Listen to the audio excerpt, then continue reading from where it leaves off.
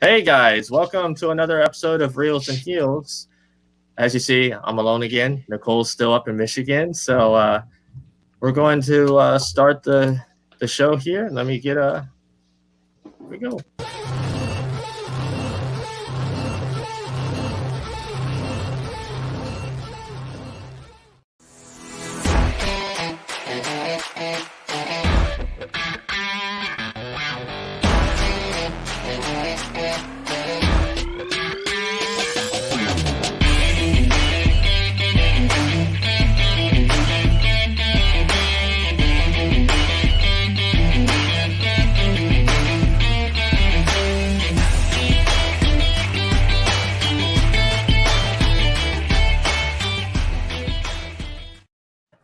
Oh man, that music's so catchy. It's funny. For a minute there, I get nervous. It's almost like a nuclear reactor is about to explode. It's like, wah, wah. Yeah. So yeah, today I'm alone, like I said. Nicole took the kids up to Michigan to visit family, so we're doing the episodes this week and last week was just me, and Willow's here with us, and we have our friend Ryan and a good friend of mine, Omar, and David Madison. So we're going to go around and everybody introduce themselves, and then we'll get into our topics. And actually, before we get into the topic, we'll have David talk about something that happened yesterday that he's very proud of. So we'll start with you, Omar. Oh, hi. I'm Omar. Just a self-professed nerd and lover of all film and geeky things. And then we have our friend Ryan, who's joined us multiple times already. Yeah, it's good to be here. Thanks for having me back. I'm gonna have to talk to the editors because your opening credit sequence is great, but I think you need to add someone's name to that list. I think it's this guy, but that's all right. We'll talk to our agents about that later in the contract. But I'm happy to be here. I've been a fan of movies, TV series, whatnot since I was like, I don't know, yay high. What does that mean? 4 or 5 years old, maybe? I've been doing it for years. I'm too old for this stuff. But I'm happy to be here amongst these fine men and women. It's going to be a fun show, so let's talk some remakes and reboots. There's not going to be any hot takes on this episode at all. No way. No, we're all definitely going to agree across the board. Oh, yeah, there we go. Mark's finally joined us. Go ahead, Mark, introduce yourself. Yeah, hey, I'm Mark Darden. Work in aviation. I'm the creator of The Guano Guy, so I like doing funny books. And yeah, there's some good movies to talk about. And speaking of movies, I'm so glad that he agreed to do this. David Madison, go ahead and introduce yourself. Hey, this kind of feels like an AA meeting. Hi, I'm Dave Madison. I've been sober now for 49 years. No. Hi, everybody. I'm David Lee Madison. I'm a writer and director. And yesterday, my new film Wit's End, which features the great gentleman from Clerks, Brian O'Halloran, who played Dante, and Scott Schiaffo. They're both pop culture icons. Joined me in the film Wit's End. The reviews are starting to come in. We're getting some very positive reviews, and it went live theater on demand yesterday throughout the world. So check out Wit's End. I'm also the director of Mr. Hush and the documentary Middle Village. So thank you so much for having me on your show today. Nice. Yes. So go ahead, Mark. Do you want to talk about Guano Guy a little bit before we get into our topic? Oh, yeah, sure. I didn't know we were going to leave with that. Yeah, this is the Guano Guy. This is issue 2, although actually it's the 6th issue, but let's not talk about that right now. And issue 3 is launching in 6 weeks. It's a really funny book. It's kind of like a cartoon, but on paper form. So it's a lot of gags and jokes and very ridiculous characters. I like to call it Seinfeld with superpowers. They're all jerks and just nice. So he's in the heroing game for fame and fortune and doesn't get it why it's not working out for him. Okay, so topic today, reboots and remakes on the small screen as well as the big screen. And I did ask Willow if she wanted to kind of give a definition between the difference between a remake and a reboot, but are you okay? You want to do that? I think we pretty much know what it means. I mean, I could give the textbook Google answer on that, but I think you guys can lead the way. So basically, then we all know, a remake is pretty much, the same thing done over, almost to the T, where a reboot takes an existing franchise and kind of reimagines it, adds new things to kind of make it different. And there's been a lot over the years, like A Star is Born, I think has like 4. They can stop right there. They don't need to remake it again. Yeah, the last one was pretty good, so don't touch it anymore. We're good. Yeah. I didn't even know why there was a 1. Oh. You know what's funny? Willow, if you sit perfectly still, the top of the logo completes the part of your head that's missing. It's kind of cool. Oh. So, what are you guys' thoughts on remakes and reboots? I mean, I'll start with David. I pretty much know what he's going to say. I think remakes and reboots are sadly a byproduct of a Hollywood or filmmaking industry that is devoid of fresh ideas, to be honest with you. It's like, hell, we can't come up with anything new or clever. Let's make Spider-Man 26. And, it's so bizarre. I mean, I'll use Spider-Man as a tentpole for my argument. The Tobey Maguire Spider-Mans were fantastic movies. They literally built the entire superhero cinematic universe that everybody loves right now. And they each made like $1 billion worldwide. They were I understand 3 was, not the best of films, but when you make big giant tentpole movies, every 2 years, the third or fourth one is going to start to wane. The fact that right after Spider-Man 3, the geniuses at Sony thought it would be great to reboot it 2 years later with Andrew Garfield is disturbing at best. I mean, those movies were so ridiculously bad. I would like to pour acid on my tongue and dance naked with thumbtacks before watching those again. So that is weirdly specific. I'm sorry? I said that is so weirdly specific. Yeah. He thought of this. Just to give you an idea of how much I really don't want to watch it again. Yeah, It's a very itchy, scratchy kind of imagery, or Ren and Stimpy. So Ren and Stimpy? Oh my gosh. Stimpy, you ignorant monkey. So I'm not a big fan of remakes or reboots for that very reason. I mean, I thought the 1985 Fright Night was one of the greatest horror films of all time, much less one of the greatest vampire films of all time. And then when Colin Farrell and Anton Yelchin came out with that laughable nightmare that came out about 5 or 6 years ago, and there was like Fright Night 2 and Fright Night in Bulgaria and all the Fright Nights they made, why touch something that was so unbelievably well made? And if something like, there are actually talks right now for Tom Holland and Robert Downey Jr. to do a Back to the Future remake. And why mess with, it's like Back to the Future was perfection, leave it alone. But I don't want to pontificate with my old man grouchy views for the entire episode.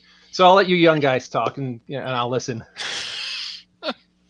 It's on like Back to the Future. Having grown up with that, it's hard for me to picture it being done better. But there's some remakes that I grew up with that I look at that are awesome films, but I didn't grow up watching the thing. So I'm wondering if maybe the years apart, because the ones that I saw that I loved, The Departed was great. Dirty Rotten Scoundrels was wonderful. Little Shop of Horrors. But I never saw the originals that were way back in like the 50s. So maybe, is a 40-year break good enough? 2 years, obviously, not enough. No argument on Spider-Man. That's ridiculous. I don't know, Back to the Future, having grown up with it, it's so perfect. Why would you touch it? But I don't know a current audience. Maybe they just wouldn't I'm actually grouchy and curmudgeonly about this because I am a student of film and I wanted to be a filmmaker and a film director. So it really doesn't matter when a film come out. I mean, Bride of Frankenstein is arguably one of the greatest films ever made. It was made almost 100 years ago. And Bride of Frankenstein is, if you remade Bride of Frankenstein, I mean, I think it would just be horrific. But what do I know? Well, to like expand on the like Spider-Man thing, while I agree that like those Andrew Garfield movies are hot trash, I do appreciate it.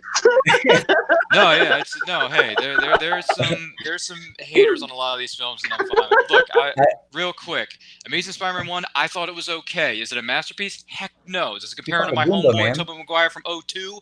No chance, and you know what? But one or two of these films I'm kind of sort of okay with, but I understand why there are haters on the haters bench. It's fine. I'm just reacting because the comments are interesting. That's all. Not a big fan of the Andrew Garfield reboot. However, I do appreciate the idea that you can reboot a superhero franchise if you felt like you have a different take on it. Look what the MCU is doing, like with their Spider-Man. Those are fantastic. I can't wait to see what they do with the X-Men and Fantastic Four, which for a guy who's a super fan of the Fantastic Four, I've got nothing but terrible films my entire life. I just want one good one. Look at what Terry's saying here. Yeah. Yeah, I was going to bring that one up. That's the exact one I could think of that I saw that in theater and just wowed with how awful it was. Yeah. When was that? 98, right? I believe that film came out. Yeah, it was definitely the 90s high school time frame. Omar, did you like the second Tom Holland Spider-Man, the one that was like a Saved by the Bell sequel? Wow, yeah, so I like descriptive with these comments. It's those movies are taking a different take, right? They're almost John Hughes films with a superhero in it, and I mean, it's kind of like they were specifically aiming those films for 16-year-old girls. And as a 50-year-old guy, I watched that movie, and my daughter had to nudge me to wake me up when it was over. Oh man! You know, I feel bad because I'm actually these descriptions are on fire today. I actually enjoy the films. I mean, look, I'm not a fan of the Tom Holland version of Spider-Man because I already grew up with my boy Toby, and I'm fine with that. But if you want to reboot the character, that's fine. But to me, Spider-Man is just Tony Stark's son. He's not Spider-Man because everything is so connected to Tony Stark within the MCU. I get it. He was the first film that started the MCU. I get it. But not every person has to be connected to Tony freaking Stark. Make it your own character and your own style and profile, baby. But Tom Holland, you're in the shadow of Tony Stark, and that's not good for you. Because you have your own comics and you've had them for 80 years. Wake up and smell the coffee. And I think Tom Holland, all Tom Holland really brings to the table is a very stale Marty McFly impersonation.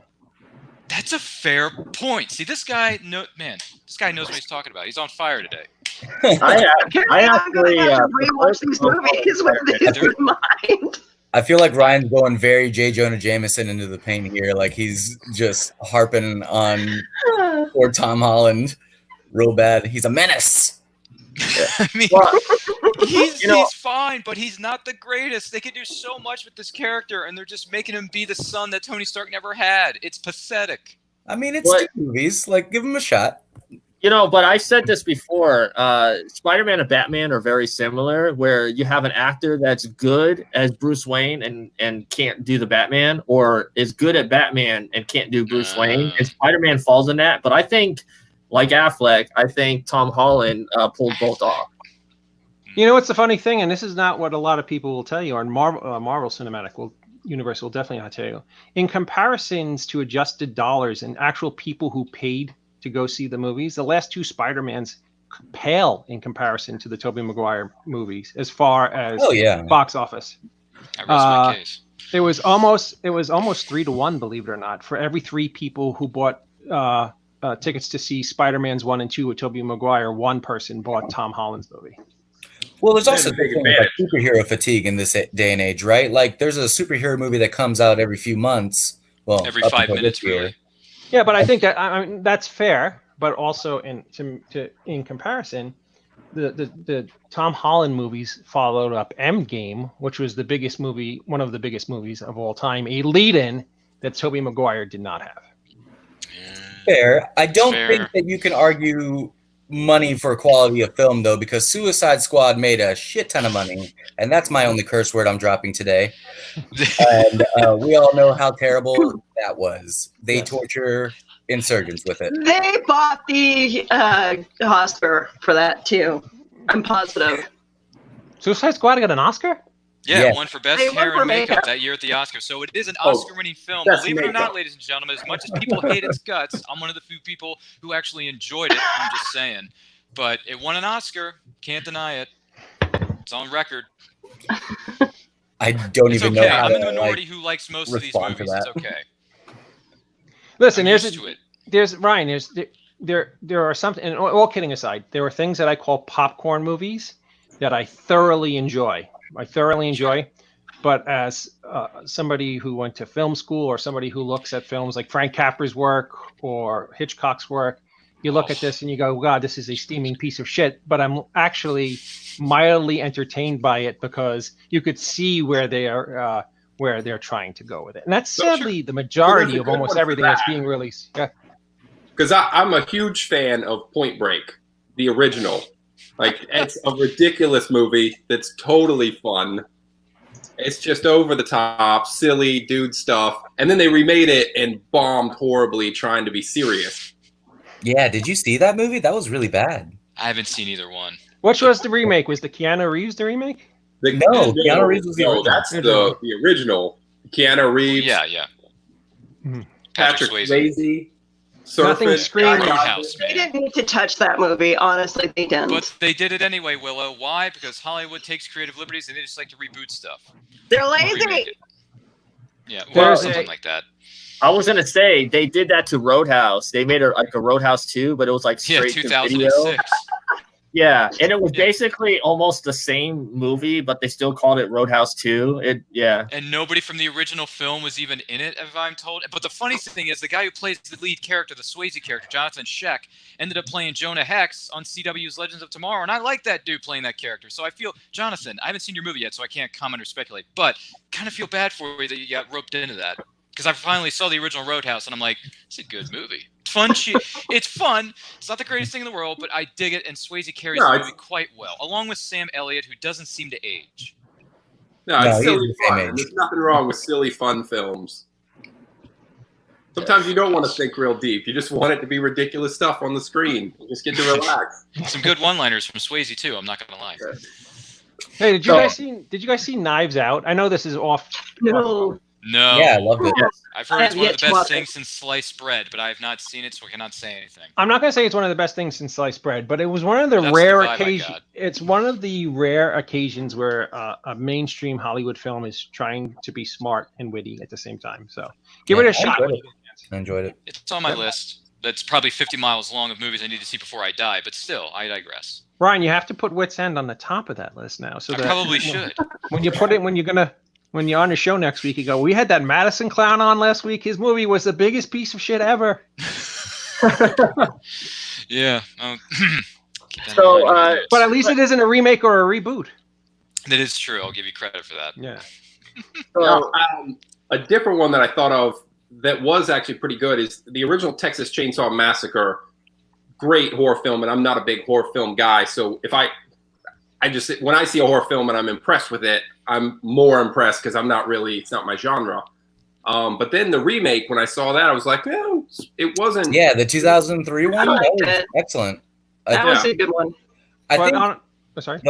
I think the horror genre, one probably gets the most remakes and reboots out of any subgenre of film, but there's some gems in there too, like the Dawn of the Dead 2004 remake. I thought that was a great movie. And then there are complete nightmares like Rob Zombie's Halloween, which is literally Yes, made and for then the there- mentally impaired. There's Yeah. All of a sudden, Michael Myers is a product of a bad family. Really? I mean, it's Rob Zombie, so it's rednecks and chainsaws all the time. oh, Yeah, the I- only part of that film that's pretty he's been good cuckoo is for Cocoa Puffs since day one, so you knew it was going to be nuts.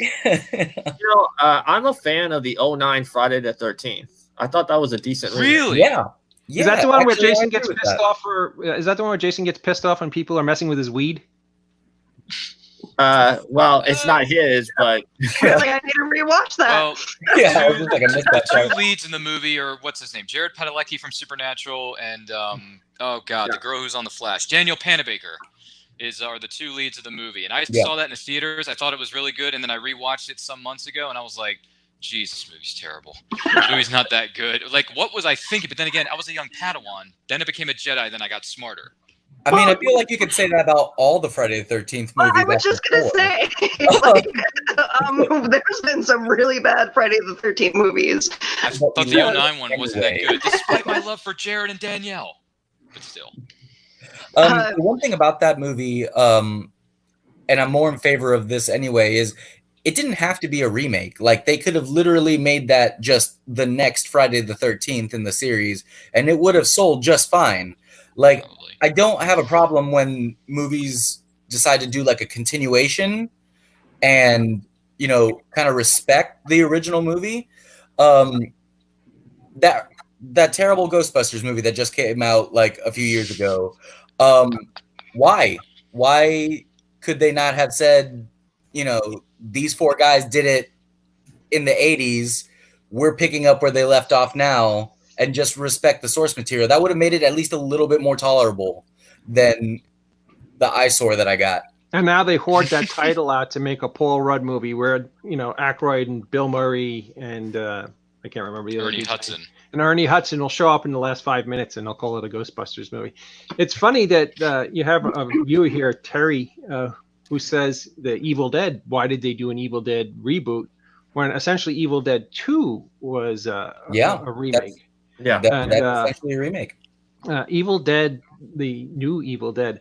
I can't remember the kid's name. He did a very small movie that was really. Fede Alvarez. Oh, Fede. He did a small movie. Thank you. I think it was called Panic Attack, where he was where robots were attacking a major city, and he made this as a kid, and that's what you guys should check it out if you could find it. It's called Panic Attack. It's better than his Evil Dead movie. It's like, hey, this kid made a great movie online. Let's give him the Evil Dead franchise. And all he really did was just make it torture porn. It was just, why? What's the point? Now, the actual Evil Dead remake, I watched that and did enjoy it. There is a lot of like over the top torture to it, but they had some very good, and there was a lot of intensity. It was well thought out of having the book down in the basement and having a guy who's just too curious for his own good, obviously, but then also realizes like, oh shoot, I did this. I thought the lead actress in that was excellent. I thought she did a really good job. Jane Levy, right? She's in. My wife loves the TV show that she's in, Zoe's Extraordinary Playlist. The musical. Yeah. I think. Go ahead. Sorry. No, go ahead. And I think angle of her being, you know, a druggie, so they don't know if what she's seeing is just her getting off of drugs. That was a good idea, and I wish they could have leaned more in and maybe had a little more time to slow build that. Where like, wait a minute, is this a real issue or is she just seeing stuff? I think its fatal flaw is that what made the original two Evil Deads and Army of Darkness the classics that they are, is that the premise is so over the top that you have to have a certain level of camp to even it out to make it work. And the new Evil Dead reboot had no idea on how to do that, and just really falls. They didn't go for that at all. They were just being scary, and I liked it for what it was, being very different. Yeah, they tried to make it more of a horror movie as opposed to a campy, funny storyline. Yeah. Right. But it's funny because Evil Dead 2, the original, succeeded in being both a campy, fun film, but also scared the shit out of people then. Yeah, I mean, it's arguably the favorite of the series is Evil Dead 2. Like, most people really, really love that movie, more so than even the original. Now, would you guys call An American Werewolf in Paris a remake of or a reboot of American Werewolf in London? I think that's a continuation because they definitely reference the original. Mhm. That being said, that movie doesn't really exist. I don't know what you're talking about. Yes. Okay. I'm fine. I mean, Okay. when you use the Atari 2600 to do the computer generated graphics to do the werewolf, and you compare that to Rick Baker's original masterpiece, Yeah, it's just flawless. like, really, what's the point? Yeah. Now, I watched that movie in the theater with my aunt. She loved taking me to see these weird movies around Christmas time, and the part where the guy is trying to call for the cab and his eye pops out, I laughed. That was like the best part of the movie for me. You know, now,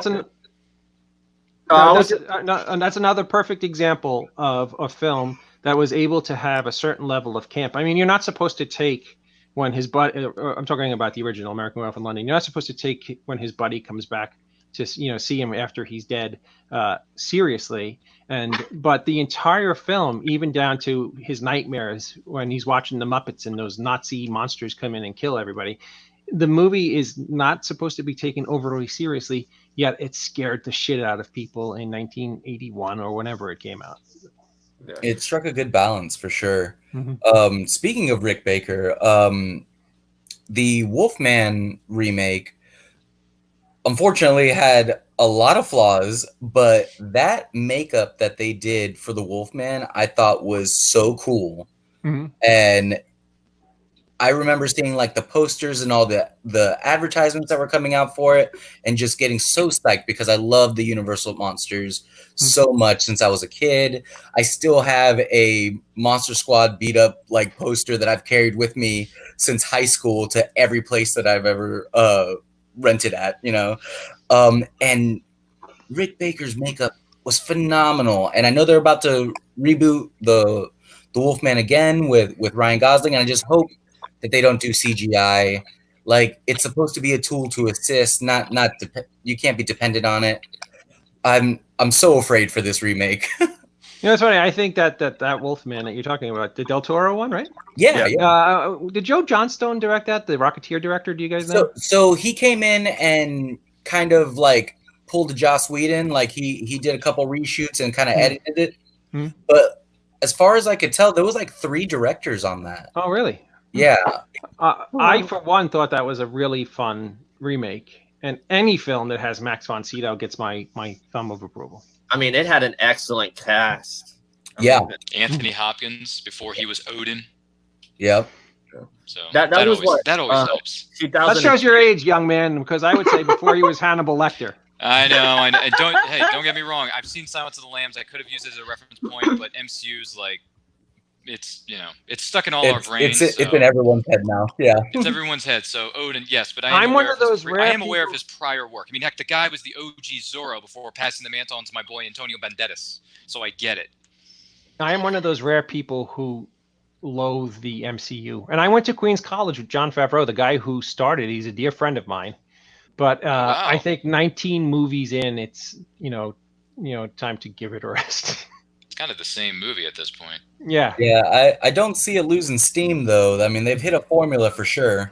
Yeah, out of those 19 movies, 50 movies in 10 years. Yeah, good luck with that, Hollywood. Out of those 19 movies, maybe 3 of them were really good. I go a little bit higher than that, but okay, I can dig 3. That's fine. So let's talk about the 2010 Nightmare on Elm Street.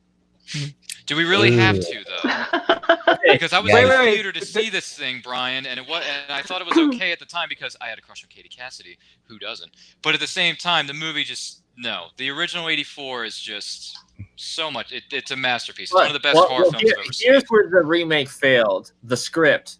I was okay with Jackie Earle Haley, and he's a good actor. I've done my research, and a lot of people were okay with his take on Freddy, a more serious take.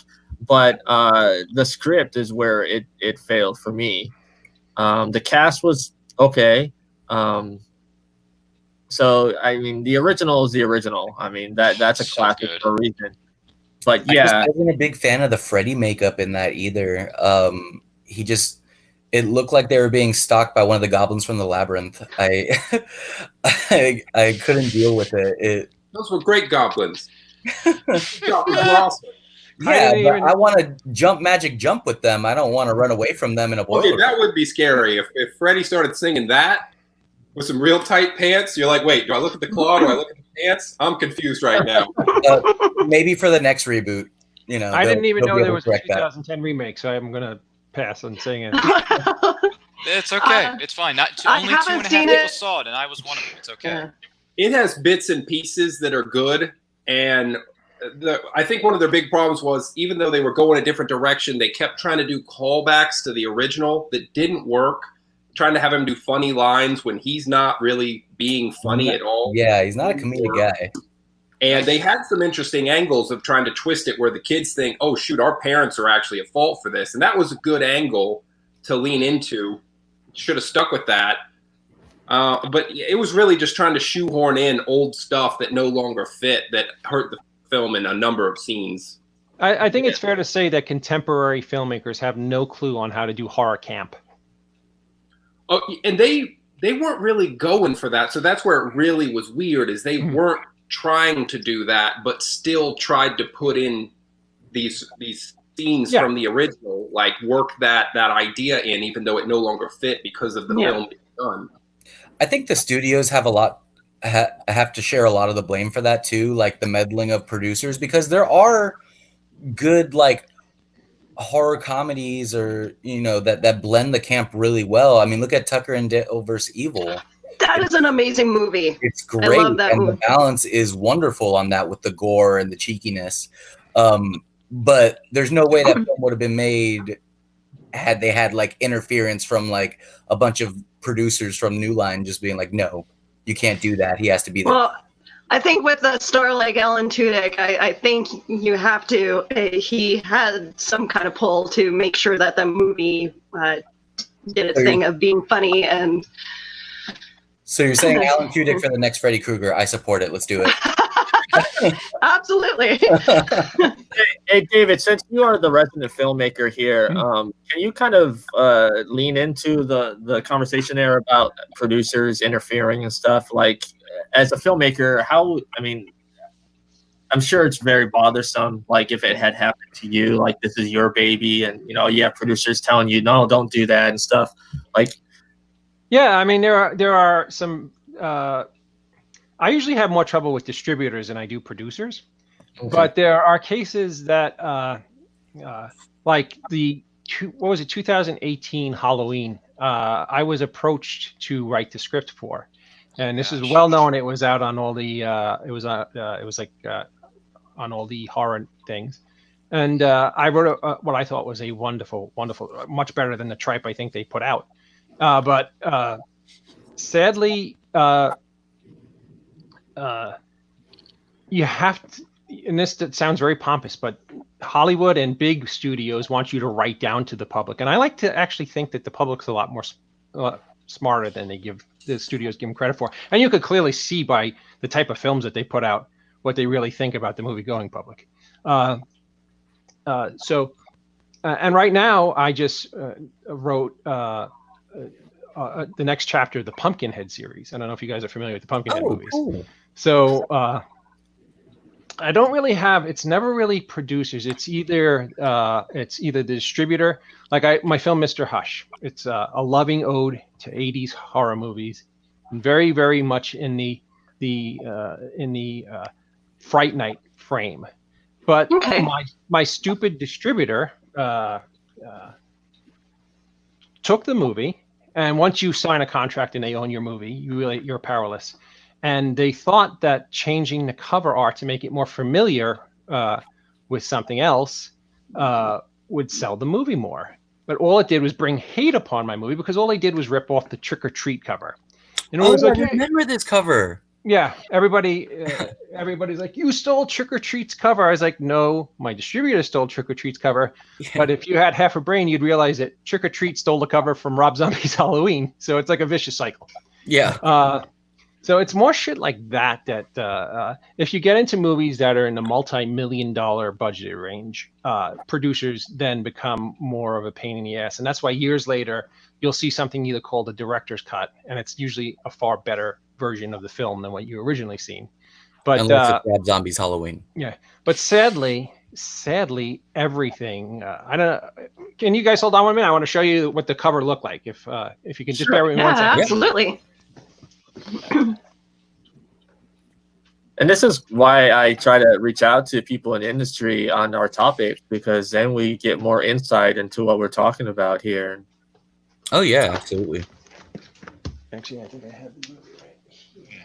I'm looking at his posters back there. Yeah, I keep looking at the posters myself too. Oh, I noticed now. I'm like, oh, okay. I've seen one of those. The other one I'm a little behind on. This is what they used to have cards in video stores that would separate the movies from each other. So this is one of those. When the store was nice enough to let me have it at the end because I thought it was a pretty cool keepsake. Nice. And this is what the movie looked like, and the Same color font and everything. It's exactly Trick or Treat, and that really, it helped me get the movie in Redbox because you have to sell a movie on a little 2x2 space. But the movie got a lot of like a week before it came out and they released the box and nobody had seen it. All the Trick or Treat fans went on IMDb and gave my movie a 1 for stealing the cover.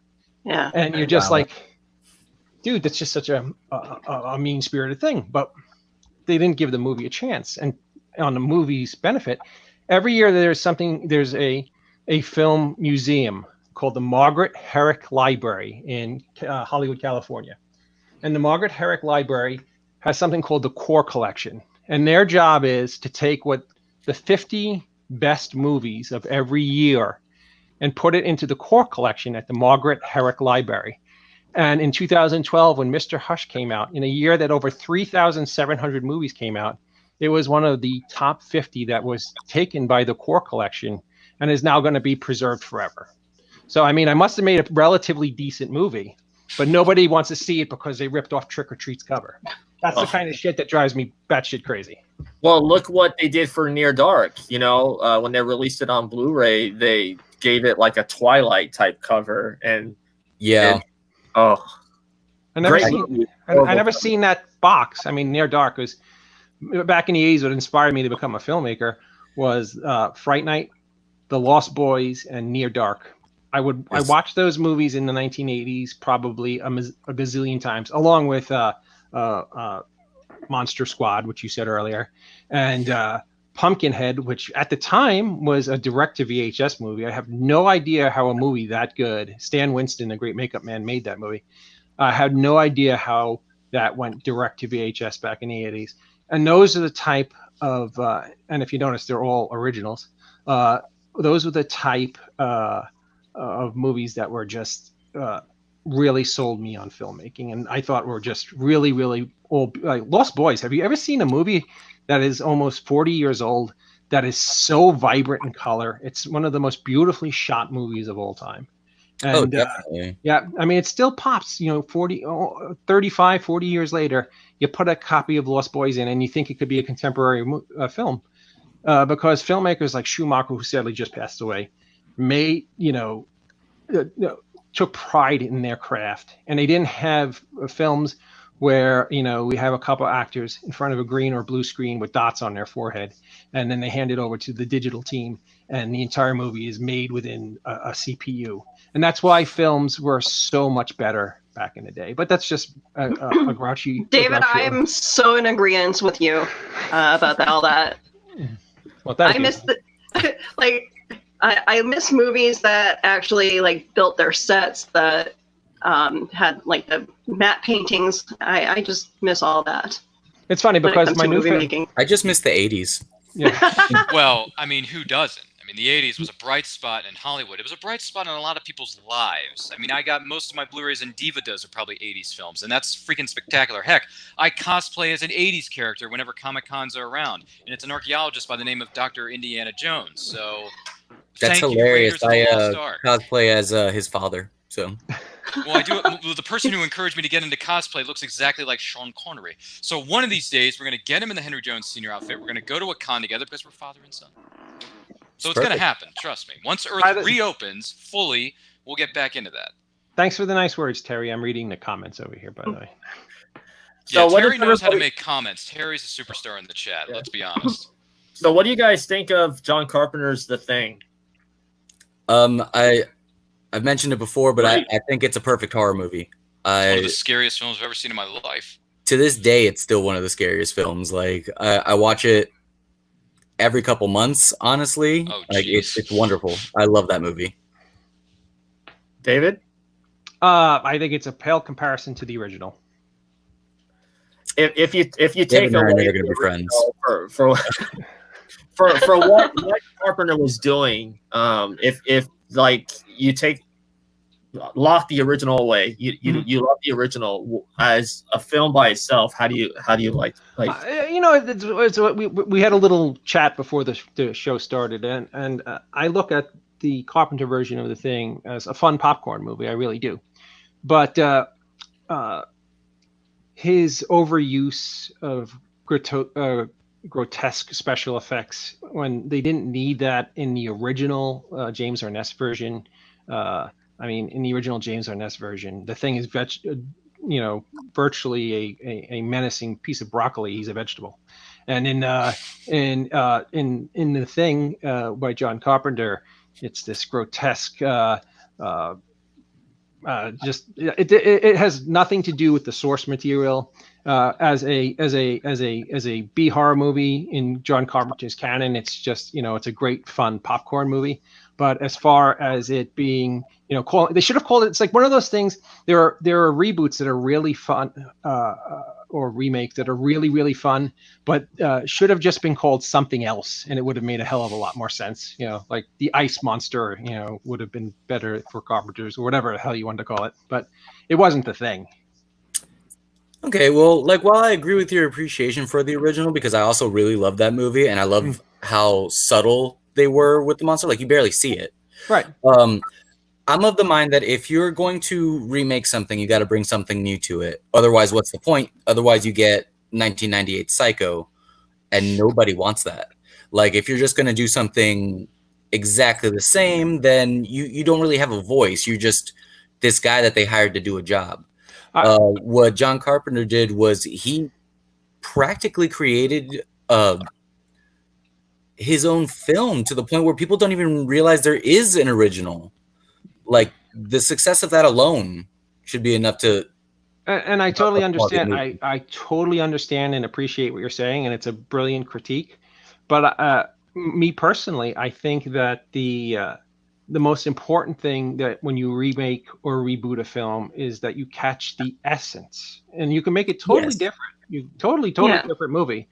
But the most important thing you need to do in doing that is to capture the essence, the thing that is going to make the people who saw the first one feel comfortable about seeing the second one. And Carpenter failed miserably in doing that. I'll concede that. Hot take. No, Mark, it looks like you want to say something. I got a way more controversial remake. The original that I saw as a kid, which I love, and then they did 3 films that were horrible in my adult time, as The Hobbit, an amazing cartoon that everyone should go back and watch, and those 3 films that are completely forgettable. No. Well, the first one I saw was very boring, so yeah, they should have just stopped at the original trilogy and not gone for The Hobbit. Look, where there's money to be made, they were always going to go for The Hobbit. It's not as bad as like the Star Wars prequels. The cartoon, wasn't it like revolutionary at the time when they did it? Because like it was what we call cell shading now. Pretty much all they did was animate over the actors. Did they do that? Oh, like the rotoscoping? For the cartoon back in the 80s. I thought that was much more used for the Lord of the Rings. That's where you can really do rotoscoping on that one. You can see guys that look like they probably grabbed costumes from Planet of the Apes through a sheet over, grabbed a sword, and those were orcs. But still, it's pretty darn cool. Yeah, I remember that cartoon being great. It was it came out right around the time the Charlotte's Web cartoon came out, didn't it? Yeah. Oh, Yeah. man. I remember seeing them Charlotte's around the Web. same time. Yeah. That's an impressive cartoon. Yep. Yeah, And Charlotte's that's Web will break you. that's back when they still knew how to make cartoons. It's not Elsa 37. You gotta hit kids with a harsh dose of reality early on. Yeah. First thing I showed my daughter was Godzilla versus Bambi. And that was it. Oh my god. Say what? There's a Godzilla versus what? Godzilla versus Bambi. Jeez. How did It's you a not? short It was humanly possible to have a giant 600-foot creature go up against a 2.5 inch little baby. And it's from funny. Disney. It's funny for about 30 seconds. Bambi holds his own. Is that a fact? Mhm. I would have thought Godzilla would have ripped them in two in like 0.2 milliseconds. Or not notice that Bambi was there at all. I You was guys not aware really of haven't this. seen Godzilla versus Bambi? All kidding aside. No, I haven't seen any of the original Godzillas. I'm very behind on my I feel like homework. I'm getting screwed with here. No, I well, think- it I did. think Brian is the youngest one on the panel. Uh, Is a little bit older, I think. Brian, did you see it? I've seen it. Okay. He knows his history. I don't. We're not screwing with you. Oh, and coming up, so Dune getting remade. I mean, I like the original, but I could see lots of room for that to be done and done well. I'm hoping they'll succeed. I think they will. That I can never pronounce his last name, but he's a brilliant director. Villeneuve. I believe that's it. He did Blade Runner 2049. Yeah, which was again like it's a proper sequel. It's much better than going the remake route, and I thought it was a really good film. Yeah, and then with the Dune film, I believe they're actually taking more from the book than the what is it? David Lynch did the original, right? Yeah. Yeah. They're pulling more from the source material. Mm-hmm. It's funny And when sorry. Go ahead. It's funny when we were talking about The Thing a few moments ago. And you know what it reminds me of? A comparison of Cronenberg's The Fly and against Vincent Price's The Fly. Right. Vincent Price's The Fly is, it's Vincent Price, Yeah, I mean, Vincent Price is a god. And then Cronenberg comes and makes this just like nauseating, like his nose is falling off kind of crap. And you're like, okay, this is, fun, silly popcorn That flick. version was that for me as a kid watching that stuck in my head. Yeah, well, I mean, Cronenberg The Fly, it kind of gave way to the body horror subgenre, and there's a market for that. There's fans of that kind of horror. Brenda was collecting all his pieces as they fell off and kept them categorized. Yeah, right. That's scary. Who can deny I Goldblum, will man? always be a Goldblum's great. fan of Jeff Goldblum. I'm sorry. Yeah. I like that movie. Yeah, Yeah, Life I like found it a too, but way, I do Willow. like them both for very different reasons. I'm a huge Vincent Price fan, so that is the way I lean towards, but I very much appreciate Cronenberg's take. Somebody has to. Well, let's see. When we talk about remakes, well, I guess this would be considered a remake, and people liked it. You had it as a film, which a lot of people loved, and that was MASH. And then they made it into a TV series, which was loved. Yeah. And I mean, MASH is older than I am, but I did grow up watching it in the 80s, and I fell in love with not only the movie, but the series as well. So what do you guys think about MASH? I think the TV show is one of the rare occasions where a TV show remake actually outplayed the motion picture. I thought Alan Alda and Michael Farrell and it's funny because that's a little different because the timing between the MASH motion picture and the MASH television series wasn't an enormous amount of time between the two. And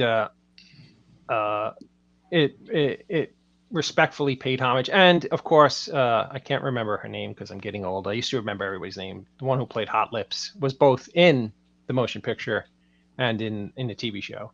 So there was kind of a crossover there. It was kind of. Oh, just that was the same person? I knew Radar was the same person. I didn't remember. I thought, maybe it was Radar. I knew it was one Radar of the was two. crossover. Right. I knew there was one crossover. You're right. I think maybe like Cheryl Ladd or something played her in the movie. Yeah, I somebody don't think like it's the girl. That's definitely a different looking Right. person. But there was definitely somebody who made the crossover, and that's what gave you a bit of the familiarity. I always have trouble with that word. You think after roaming the planet for half a century, I would know how to say that word better. But yeah. You probably don't whip out familiarity every day. No, I don't. I don't whip out anything every day anymore, sadly. Okay, yeah. Oh wow, man. And What do you that, guys think? my friends, is for another day. What did you guys? Yeah. What did you guys think of the Star Trek reboot? Ooh, that's a hot take, isn't it? I appreciate that all the originals still exist. They didn't try it. They just like, hey, that happened over in this world, and then over in this different dimension, we're doing a different version. I liked their castings. I thought the people they picked were great. They felt familiar but new. I think the cat who played McCoy was like, it was almost like watching DeForest Kelly reincarnate. It was eerie. He was great. Carl Urban, right? So He did a great job. I was always a Star Wars kid growing up. I got into Star Trek very late. In 2009, when that movie came out, that was my first real experience. Like I had seen an episode or two here and there of like Next Gen, but that was my first experience with Star Trek. And I really enjoyed that movie. And it made me go back and like watch on like Netflix and stuff, all the back catalog. And then I became like a real Star Trek fan. So now I look at the movie and I'm just like, okay, I still like them, but it's not quite Star Trek, right? It never quite gets that feel right. I think you putting Star Wars and Star Trek up in the same sentence upset Ryan so much he just upset. Yeah, he was done with me. I mean, Star Wars is like Star Trek's mentally challenged second cousin. Star Trek is the foundation that all of contemporary science fiction is built on, and it was about humanity, not about like Star Wars is more like a space opera. All kidding aside, I like Star Wars. I really do. It's a fantasy. Yeah, where Star Trek was more of a thinking man's show, and I think that Star Trek, the remakes, are one of the rare occasions because the character and what they did smart about it is that they didn't try to reinvent the wheel, and this is probably why I don't like movies like The Fly and The Thing. They didn't try to reinvent the wheel. They took the loving essence of the original Star Trek. In fact, Carl Urban literally, I think, is possessed by DeForest Kelly. Yes. And it's almost Chris Pine has no idea how to play Shatner, but Shatner doesn't know how to play Shatner. Chris just is. Yeah, he's just like William Shatner is a thing. It's like an energy. It's not like a performance. And that's why I think those Star Trek movies, even though they weren't enormous blockbusters, they did relatively well. I think that's why those Star Trek movies, as far as remakes, are definitely fun popcorn movies. Yeah, I very much still enjoy the first and the third one a lot. But if you want to talk about like handling a remake badly, that second one, what were they thinking? Well, Wrath of Khan was like, it's like trying to remake Back to the Future. Yeah, like why would you even try to touch that? And why Wrath of Khan worked is because you had two incredible all-time TV ham actors, Ricardo Montalban from Fantasy Island and William Shatner. And if you watch that movie, every frame of that movie just drips of those two guys. And that's what makes that movie the historic landmark Star Trek movie it is. And the new generation didn't understand that dynamic. I mean, really, Benedict Cumberbatch or whatever the guy's name is. And Chris Pine, and Chris Pine and trying to be William Shatner and Ricardo Montalban. It's just not happening. Yeah, I just don't think they should have even attempted that one. Of all the Star Treks they could have done, of all the villains they could have brought on, I personally still want the Gorn to come back and be done right. You know, could you imagine what they could do with the Gorn now? Oh yeah, no zippers. Yeah, that's what I really want. And you know what's the scary part? We're both on the same page now. If I was to remake, a Star Trek movie with the Gorn in it, the last thing I would do is CGI the Gorn. The very last thing I would do. I would hire you Stan Winston. Oh yeah, I think Stan Winston passed away, so I can't hire him. Oh, Rick Baker or somebody. Spend a year on making making the Gorn practical, and that would be an epic film. Oh yeah, I agree. Hmm. We should make this movie. There you go. All we have to do is come up with like $100 million and convince Paramount. So this is what Terry's saying. Call me when it gets hard. Now you were mentioning makeup, and there's the movie Buckaroo Banzai, and you've got two amazing actors like Christopher Lloyd and John Lithgow, and the fact that they waste any time having them in disguises totally robs the film of their great facial expressions and over-the-top acting. Like, I love that film, and every time they're in makeup, I'm just, why? They're so much better without it. Like, you've already got your creature just by having them. Mm-hmm. You know, it's funny. Sometimes, and I agree with you 100%. Sometimes that fails miserably, but then there are times like Billy Crystal in Princess Bride. Exactly. Oh, that sure. he shines through the makeup, and Carol Kane. Yeah. It's just he had unbelievable. She can play any character at this point. Been around for several decades. So it was funny that you brought up if you had a chance to remake something. So if there was something on TV or film years ago that whether it was popular or not popular, and it was to be made today, is there something out there that you would like, or with today's technology, that could be done right? Well, Brian and I talked about this a little bit yesterday, but we both said Flash Gordon. I would love to see a new take on Flash Gordon. Yeah. I think he's ready for one. That or Buck Rogers. I mean, it's pretty much cut from the same cloth. I want to see the space opera come back in like a good way. I don't want to see Valerian. If he was more the swashbuckler, sword and gun, and not an American football player, that would be. You're thinking like the more serious take, less cheese. They've done several cartoons from like the 80s and 90s, so it would be nice to have like a kind of a reimagining of that storyline for today's generation. Because of what I remember from Flash Gordon is from the cartoon in the 90s. Yeah, I think that, and honestly, Masters of the Universe. I want to see a good Masters of the Universe. Yeah, they Boy, need is to that stay in toy line the so world. popular. Oh my god. I see people every single day talking about Motu this, Motu that. I'm like, dude, before my time, but you guys are OCD with this stuff, and I don't understand it. But once I see a movie or animated series of it, maybe I'll understand the obsession. But man, Okay, people say Ryan. Motu every day like it's nothing. Ryan, the 2002 Masters of the Universe cartoon, brilliant, dude. Oh yeah, it's excellent. It's excellent. I definitely recommend. And I was one of those kids who was obsessed with those toys and stuff, because in Puerto Rico we get everything a little bit later.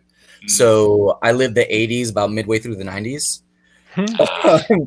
And I was just that's all I ever wanted for Christmas was Master of the Universe toys. I could not grasp the idea that they weren't making them anymore. And when that cartoon show came out, the 2002 one, they brought all that stuff out again. So I got really nostalgic, and I just bought all that stuff too. Like, I'm a huge fan, and I really, really wish they would do a good movie. You know, it's funny. My buddy Zach made a movie back in the 80s called The Last Starfighter. And I think it was a brilliant, brilliant premise, but it had the very, very, very worst special effects you'll ever see. It was actually the very first movie that had CGI in it. You could look it up. And it starred Zach Galligan. And it was a really cool premise. It's about a kid who was the best video game player, and another galaxy. There's a war going on, and they recruit him from Earth because he's so great at this video game that the aliens actually put on this planet to it's a really cool. Now the military's doing this. Yeah, that was a really cool. It was a cool little movie, but the graphics were terrible, and there's a TV show from the 80s called Sledgehammer that I am literally reaching out to the producer, Alan Spencer, to wanting to make the film version of. I don't know if you guys remember that, but If you want to laugh your ass off, it was like a Dirty Harry kind of. It was on against Cosby, so nobody watched it, but I was like the only person. It was a spinoff of Dirty Harry, and it was just hysterical. Yeah, I'll have to look that up. Put it on the pillow next to him. Right. Yeah, he would kiss it before he went to bed. And, but wasn't he in the John Candy film Delirious? He might have been. He was from Second City TV. He was an actor named David Rash. Yeah. But it was a really it's out on DVD, and if you guys ever want to just spend a week, like it's a weekend when you're stuck in a blizzard or something, sit back and laugh your ass off. Watch 2 seasons of Sledgehammer. It's crazy funny. Really? And it's very stuck timely. In a pandemic. We got plenty of time. Yes. We're not going anywhere for the next 2 to 3 years. Thanks, COVID. So seek it out. Me and Ryan spent one evening watching Dick Tracy. Now, what we need is to get the rights back for that movie and do a sequel, or what do you think? Should we outright redo it, or is Warren Beatty still kicking? Warren Beatty's still alive, yeah, and he has the rights to that movie. Which is ridiculous beyond measure, because the movie's 30 years young, which is a bit younger than me. So come on, Hollywood. Give the rights to some young, hot filmmaker. Give him a shot to reboot this baby. Bring the colors back. Bring the palettes back. Make it a sequel to the original. Hey, Charlie Korsmo, where are you at, boy? You were the kid in the old one. You were in Hook with Robin Williams. You're all grown up now, son. You probably have kids of your own at this point. Bring them in. Seriously. Make it a sequel. I don't think that guy's an actor At this point, anymore. I don't care. Are you sure that Warren Beatty has the full rights and not Disney? Oh. Well, if Disney owns the rights, then we're in big trouble, because Disney doesn't like to do anything but MCU and Star Wars movies, which I'm okay with the Star Wars part. MCU, kind of over it. But just... That's a good question. That's something to really look into now. But reboot Dick Tracy, Hollywood. I know you're watching this at home right now because you're stuck during the pandemic. Just do another Dick Tracy. Do it. If Disney has the rights to Dick Tracy and they haven't put it on Disney Plus, that might be the most evil thing I've ever heard. Like, I honestly feel like Warren Beatty's sitting on the rights right now and just he's got nothing better to do. He's pushing 105. He's not going to be around for much longer. My God. You know what would be a great remake? The Shadow. Yes. Yeah. Alec Baldwin totally fucked that movie. I'm sorry. So he screwed that movie up. Yeah. Well, do a legit, serious Shadow with subtlety. Yep. I would love to see a Shadow movie. I would love to see an Avengers movie done right. And I don't mean the stupid guys in jumpsuits. I mean John Steed and Emma Peel. Yeah. And I would love to see a Doc Savage movie. I would love to. Shane Black has been on that Doc Savage kick for like years, it seems, and I'm afraid I'm never going to get that movie, and I want it so bad. I mean, they made a made-for-TV one in the 70s that with Ron Ely as Doc Savage, which was actually a ton of fun. But they should make a big budget Hollywood. Wasn't The Rock attached to that for a while? Yeah. Well, I think The Rock he still is attached is. to everything. I think he still is. And Who's he gonna honestly, play? like, who else could do it? He's as going to far play as the actors go? He's going to play the Man of Bronze. Yeah, Okay, he's kind of I bronze. mean, he is Dwayne The Rock Johnson. He is the people's champion, David. So there you go. I could just he can picture get him away with. with it. I He could can see him get with away that with it. flaming blonde hair. I think they Dwayne might Johnson, have anything he to puts his mind alter to, the that's Widow's all I'm Peak a gonna little say. bit. But I agree with Terry in the chat there. The Phantom definitely needs to be remade. Just reboot all the pulp heroes, people. Yes. And by the way, David, this is one of the few times you and I are going to agree, almost 100%. The Shadow does need to come back, and it needs to come back in style and profile, brother, because I read 3 Shadow trades, listened to a few episodes of Orson Welles from, the late 30s, and I'm telling you, and in the movie, I know it's not Shakespeare in the Park. I get it. But I like it for what it is. I think Alec Baldwin was really, really good as Lamont Cranston. The voice for that character, it fits perfectly, at least in my eyes, because like I said, I'm one of the younger bucks on this panel, let's be honest. But reboot The Shadow, because there is no better time to reboot a pulp hero than The Shadow. The Shadow is so good. There's so many rooms that you can take it with. There's so many different directions you can go with it. You can adapt storylines like the death of Margot Lane, which is one of the trades I read. The Last Illusion, where he battles a group of magicians. Just, oh God, give me some Shadow flavor yesterday, people. Well, I Now, think who would you guys cast as the Shadow today? I'd have to look at my Rolodex. I haven't, I wasn't prepared. I mean, I wasn't even supposed to be here today, but Brian made me come. So I got to look at my Rolodex and see what young up and coming actors can do it, because right now no names are sticking out in my mind. I need a guy with just a big nose. I just need a solid schnoz on the guy. Oh, you know what? I think How about Adrian Brody? No. Yeah, that would work. You know who would play the Shadow perfectly? James McAvoy. Oh, yeah. Hey, he played a young gets Charles lost in every Xavier in role. X-Men, and he killed the heck out of it, and he could play 50 different people in Split. So give him the Shadow. I say yes. Sign me up. Sign the contract He tomorrow. only played 6 people in Split. No, he played 60. He had 50. They mentioned In he his had arsenal. 50, but he only really played a few of those. Whatever. He's James freaking McAvoy. He can do whatever he wants. And Yeah, yes, you know what? that's a really good pick. Because I like you guys that. are such Great great. pick. Because you guys are such great film historians, I think you'd be rather excited for. I start the minute the COVID's over. My next film is a film based on the night that panicked America. We're shooting a film of Orson Welles telling of War of the Worlds and what actually happened the night that he did. So I think you guys will really, really like that movie. I got Kevin Kline attached to it, and the script is pretty epic. So. Nice. Make sure you keep an eye out for The Night That Panicked America, because it's based on that wonderful true story. Do you guys know about that story? Yeah. Back in I think it was 1938, Orson Welles had a radio show, and he was reading H.G. Wells's. They were doing a broadcast of H.G. Wells's War of the Worlds, but they were doing it like a contemporary news show. So people were tuning in who didn't hear the beginning, actually thought that the Earth was being, and I'm talking about like the entire country, not just a small, like the entire country actually thought aliens were invading the Earth, and people were like shooting each other when they were like walking on each other's properties, and there was panic in the streets. It was an enormous news story, and I think it's going to make a pretty sick film.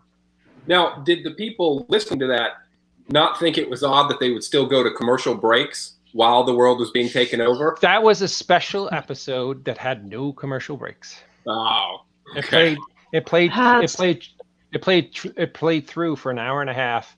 And if you ever get a chance to go on Yahoo or something and listen to the original broadcast, he does it so convincingly. He's like, "We're going to our reporter now in Teaneck, New Jersey," and you hear like people screaming, and so they really sold it. And it was a national news story because everybody who was listening to that show, and back then it was literally like everybody, because that's all they had for entertainment, thought that the planet was getting invaded by aliens. That's awesome. Terry, that kind of brings me to my question: is when it comes to War of the Worlds, what do you prefer, the original 1950s version or the one I'm jumping on a couch before the movie was shot on Oprah, Tom Cruise version by Spielberg in 2005? It's funny. I always go to the originals, but I thought I'm a really anti Tom Cruise guy, but I thought that was one of his rare occasions where the film was more than entertaining. I kind of like that movie. It was a decent film. They did a good job for that movie. Years since I've seen it. I might have to revisit it because I don't remember much of it. 15 years young, because the 50s version is now available in a very special Criterion Collection edition, the original 50s version of War of the Worlds. And speaking of which, if you're interested, Criterion people, they're having a 50% off on all the Criterion titles through August 2nd. So if you want some classic, movies with like really good extras on them, go ahead and buy yourself some, because I have some in my collection and they're great. So just throwing that out there. Yeah, There's just another picked plug up for my you, Night of Brian. Living Dead. Isn't that? Oh yeah, I just saw that. I website? just saw that a few months ago for the first time on Criterion. That was really good. Yeah. Is that at Barnes and Noble or on their website? Yeah, through Barnes & Noble or the website, Criterion or Barnes & Noble's website. Yep, just go on there. Everything is 50% off. I'm going to try to get the Bruce Lee 5 film set because I've only seen one Bruce Lee movie in my life, and that was Enter the Dragon. I got some homework to do. Like I said, I'm a bit young. Okay. So last week our episodes was Godzilla and Kaiju. So are you guys okay with the 2014 Godzilla or even the '98? I don't think anyone's okay. That's a You guys are gonna hate me for Weird this, but I question. loved the the 98 one. The Yes. Matthew Broderick. Oh Yes. The Oh, Matthew boy. Broderick. Willow, I the was song obsessed "Come with with Me" Matthew by Puff Broderick. Daddy. Don't you like the song "Come with Me" by P Diddy? That's a good song. Oh, see, line Hello. 3 even agrees with you. The phone's ringing. My apologies. That's all all right. right. It happens. So Um, Will, you said you liked the 98 one? I loved it. Yikes! So much so that she had to take a break Oh my God, and then she- come on back. Who did that to? I'm just kidding. I thought 98 was fine, but the 2014 version was much. Well, 2014 was really good, but then a little film called Godzilla King of Monsters came out 2 minutes ago, and that knocked me on my keister. Really like King of the Monsters. Godzilla 2014, you're good and all, but King of the Monsters was hashtag lack of balls. I thought that was really good. Yeah, it's Yeah, funny. I thought that was a proper kaiju movie. I loved King of the Monsters. I thought that Darn was right great. it was. Monsters wrecking ship, man. I am an Awesome. enormous Vera Farmiga and Millie Bobby Brown fan, and I thought the two of them were a nightmare in that movie. But I thought the monsters fighting was awesome. Yeah, I was just happy to see all of them on there. I took my kid to see it for his birthday, and we had a blast. It was one of the better movie going experiences I've ever had. That is Yeah, a great birthday present for any human being. So good on you, man. When are we going to get to see Godzilla fight that big turtle guy? I forget the turtle guy name. I liked him when I was a kid. He's got him. He would spin around and fire would shoot out of his turtle holes. Yeah, that's the dude. I would want love to see some modern Gamera. I would love to see Gamera fight Godzilla. That'd be cool. Well, that's something that's been talked about in Japan for years. I guess the two studios, Toho and I forgot who owns the rights to Gamera. They just couldn't come up with a deal because they both, of course, want money. Yeah. So, I mean, the root of all evil. Yeah. Now, is it Legendary that has the American Godzilla rights right now and the King Kong stuff? Is that who? Yes. Yeah, Legendary. Legendary. Because they also have Pacific Rim, right? Pac Rim, yeah. Mm-hmm. Man, they could do wonders with all of that. They really could. It's just too bad they butchered the sequel because Pacific Rim 2, not good. Well, there was the rumor that after Kong and Godzilla that they were going to do a Pacific Rim Godzilla crossover, that Legendary was talking about it. I mean, they just need to buy the rights up to Voltron and just give us what we want. They could really go to town with some giant robots beating the heck out of other monsters. Am I right, folks? Who doesn't want to see a battle royale on a big screen in a theater? So, David, I know you have a podcast coming up at 4. Are you still good to go, or do you? Yeah, I'm good. I'll sign off at 3:30 if it's okay with you guys. Okay, yeah. I don't have a podcast. I'm actually doing a local Fox News affiliate, not local to Cincinnati. I'm in Pennsylvania, but I'm doing a Fox News. Brian, myself, and Scott for the Film Wits End. So that's kind of cool. Side note, David, I think I'm going to do a vampire triple feature tonight of Fright Night, Lost Boys, and Near Dark because of you. So throw Mr. Hush in there, brother. Nice. I need to. Do you know if it's streaming anywhere? Do I have to leave my house? It's on. I just got the rights back from Kino Lorber, and this is me being selfish because a lot of film you really get taken over the hose, over the barrel as an indie filmmaker, and the movie sold or was watched by 3 million people. Between Netflix and Redbox, and it was on Cinemax when it first came out. And sadly, when you're an indie filmmaker, the distributors usually really take you for for a bath, whatever the hell the line is. I don't know. It sucks when you get old. All the words kind of meet in the middle, and they all work really good here. And then when you try to get a barrel, then when you try, perfect, thank you. And then when you try to get it to come out, it sounds like the moronic shit I just said. Luckily, that's why when I write a screenplay, I could go, that doesn't make any sense, and I could fix it. Well, they put you in a barrel over the falls. If you go to Mr. Hush on Facebook or MrHush.net, the website, you can either buy the movie from the website, which would be directly from me, or you can watch it on Vimeo, which is fair with filmmakers.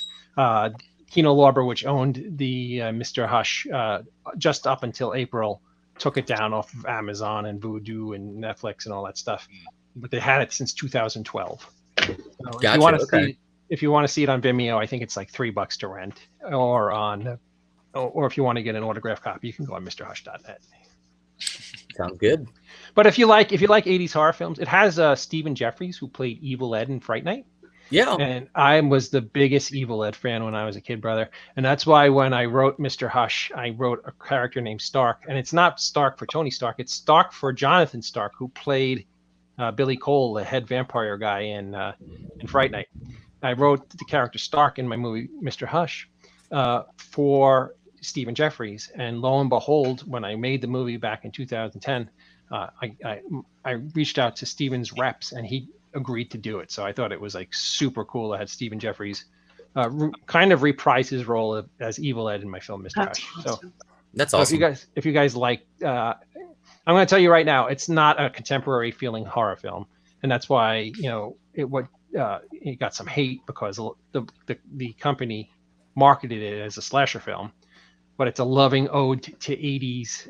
It's a contemporary reinvention of a loving ode to 80s horror movies. And if you know that going in, you'll appreciate it more than thinking that you're going to watch the Evil Dead remake or Saw or something. If you go into the movie knowing what the intentions of the filmmaker are, it's always a much better experience. Yeah, that's exciting, man. I'm definitely going to check that out. Thank you. No, Yeah, thank you. I've seen Mr. Hush a few years back, and I totally recommend it. So. Oh, thank you, brother. So you're the one. No. Yeah. So this brings me up to my question here. Mark, you're a comic creator and you got Guano Guy. Would you be interested in having somebody make it into a series or a film? I would love to see the Guano Guy become an animated series. I think it would be great for short TV show format. It's over the top. It's ridiculous. So I think it would be fantastic for that. Whenever I write it, I have that kind of thing in mind. So I do hope that happens. But I've still got a lot of work to do to get it in front of a lot more eyeballs before I think that opportunity could exist. It's funny because from where I'm sitting, I see just a very little tiny piece, I think, of what the character looks like in his hand out over your other shoulder. And he looks like the Rocketeer. No. So you're probably this is. Oh wait, let me get it there. There we go. That's more the Guano Guy. Oh, sweet. The guy. Okay. There's a guy over your shoulder who kind of looks like the Rocketeer. My apologies. Oh yeah, there's you kind of got the robot over my shoulder. But yeah, it's hard to get the full thing in frame. But yeah, it's much more of like a very sarcastic, jerky superhero. Like he's trying to sell people saving insurance. Like I'll come rescue you, but you gotta sign up for the insurance plan, you know. So similar to like the Earthworm Jim and the Tick.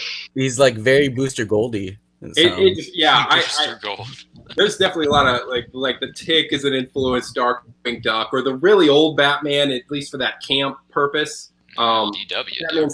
The Batman old movies from the '60s, well worth watching. Anybody, if you haven't seen that, it's awesome. Some days you can't get rid of a bomb, Batman. Yeah. The shark repellent bat spray that's like the size of a gallon of milk. Wow, Robin, get me the shark repellent. I love that scene because you actually see the rope that has the shark attached to the ladder thing there. Well, he's also like wide fist punching a shark. Yeah, so that looks like it moves. Some days you can't get rid of a shark that's biting off your leg, which in this case it would bite it off in 2 seconds. Because if you ever seen the film Jaws, sharks are very vicious when they get angry. Hey, Mark, this is for you. This is a question Terry has for you. Oh, awesome. No. I can just read that. Would you like them to keep the style of the art you have now, or something like Thundercats reboot? I mean, if Guano Guy got to be made as a cartoon, I would just be happy that it was entertaining and funny. The animation style, I'm not as concerned because I don't think as a writer, it's my job to tell everyone else how to do their job. So I wouldn't want to get in on that. As long as punchlines were being thrown and it was funny, I wouldn't be so concerned with it. And the thing is, with the Guano Guy, like multiple artists have had their hands on it, and I've seen a lot of different styles, and I love them each for what they are.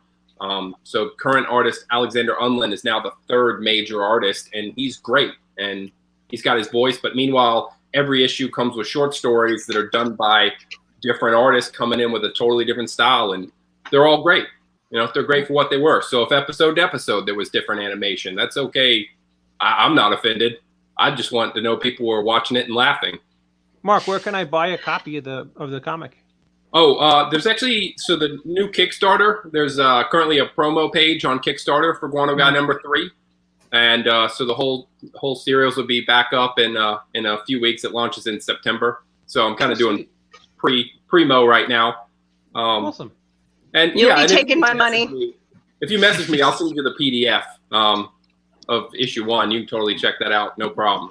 Absolutely. I would like all of you guys to send me a friend request when the show's over. Absolutely. You guys are some smart cats. Why, thank you. I try. Even though I'm the young buck on this panel, I try to be as smart as the average bear, David. And if you guys ever need like a grouchy old man to like say, back in my day. Yeah. No, we got some shows coming up. We may get in on that. We'll see. Yes, and I actually have a show every Friday night. It's on 12 different platforms, including Avail TV, called The End of the Night. I usually have 1 or 2 very, very notable guests. Last night I had like 7 because it was the launch of our big of the motion picture. But you could find The End of the Night. It's George Romero, the great George Romero, who did Night of the Living Dead. His son George Romero Jr., who's done a lot of movies, has George Romero Pictures Indie Brigade Network, which is an enormous network now that's over several different platforms. And every Friday night, his show starts at 9, and my show starts at 11 p.m. Eastern, called The End of the Night. Last night we had the cast of Wits End, which was Brian O'Halloran from Clerks and Scott Schiaffo from Clerks, but also Tiffany Shepis chimed in, and Ernie O'Donnell from Clerks chimed in. And I mean, I've had everybody from the great William Sadler, who we all know from like everything, to directors like John McNaughton and John Landis. I have Sam Raimi coming on this season. We have like really. I'll be talking. I'm an old timer, so I'll be talking about like Evil Dead and Darkman. Throw a little bit of Three Stooges in there. A little, yes, an Intruder, and Into the Woods. Not Into the Woods. I screwed that up. Some kind of Woods title he had when he was young. So yeah, that's on Friday nights. If you guys friend me, I put out in the link on Facebook every Friday night. If you guys ever want to come on or stop on and promote something or say hello, you're always welcome. Oh, thank you. We appreciate that. Thank you. Yeah. So what about like, are you on Twitter, Instagram? I'm going to give you time to drop your links and all that. Well, Wits End and Mr. Hush and my show are on all the viral platforms. But right now, honestly, I as an independent filmmaker who spent the last 2.5 years putting blood, sweat, and tears into Wits End, it really is great when the indie community and fans of films stand behind an independent feature. And if you guys could go out and watch my new film, Wits End on Demand, it was in theaters. And we actually sold to 80% capacity every screen that we have. But sadly, that's 80% of capacity of theaters that are now cut into like a third. So because they have all the theaters were made for social distancing. So they took out like every other seat. And then so sadly, when you try to release a movie under these pandemic conditions, you're not going to get the same role. And that's what I respect about the King of Staten Island. They didn't even bother trying to release that in theaters. They just went directly to on demand. And there's this new Kevin James movie. Where he's like it's a serious film, right? Like, yeah, he's like a murderous guy, but he gets outsmarted by a little girl. And this is that was another one of the movies that were released recently on demand. So we followed that model. And if you guys, I don't know, I say you guys, I mean you guys, everybody who's watching, would give it a try, I'd be honored. And if you do watch it, if you think it's horrible, if you think it's mediocre, if you love it, please drop a review on IMDb or Amazon, wherever you get it from, because it helps filmmakers try and get their stuff out there. David, if you ever want to do a watch party of any of your films, I'd be up for it. Oh, absolutely. I don't know. I wanted to do, Mr. Hush is now 8 years old, and I was going to do a watch party, but I don't even know how to get it on the computer, so I have no idea. I think everybody who wanted to see Mr. Hush pretty much has seen Mr. Hush at this point. Well, that'll be true tomorrow after I watch it tonight. But yeah. Oh, thank you. I appreciate that. Oh, So I had And tell me what you think of it. I'd be honored to hear your opinion. Yeah, definitely. It sounds Yeah. good. go ahead, Mark. I was going to say off topic, and some people caught these when I was doing my last Kickstarters. I did readings from the book in character voice and was throwing those up on Facebook, and that helped rope some folks in because, well, it was in character voice and they were like short little funny bits. So I'm planning to do that with like the first issue, is just do a full reading all in character. That's awesome. That's awesome. So that You know what attracted me? I'm not a big comic book guy, honestly, but I can tell just by looking at you how you do this for the right reasons. You're not doing it because you think of any kind of stardom or monetary gain. Oh. You do this because you're passionate about it, and you can't make up a smile like that you're doing right now, and you do this for the right reasons, and that makes me want to seek out your work. So I will definitely check out your Kickstarter. I will share it on all my viral pages. And I can't wait to see it, brother. Hey, that's awesome. Thank you very much. You're very welcome. Yeah, it's definitely like the art form I've always liked it since I was a kid, and it took a long time to kind of figure my path to it when webcomics popped up. But I've loved them ever since I was little kids. What got me reading and got me, I don't know. It was just I've always loved them. Well, with that being said, I want to thank Brian for letting me be on your show. It was awesome. Anytime you guys want me back, I'll be honored to be on.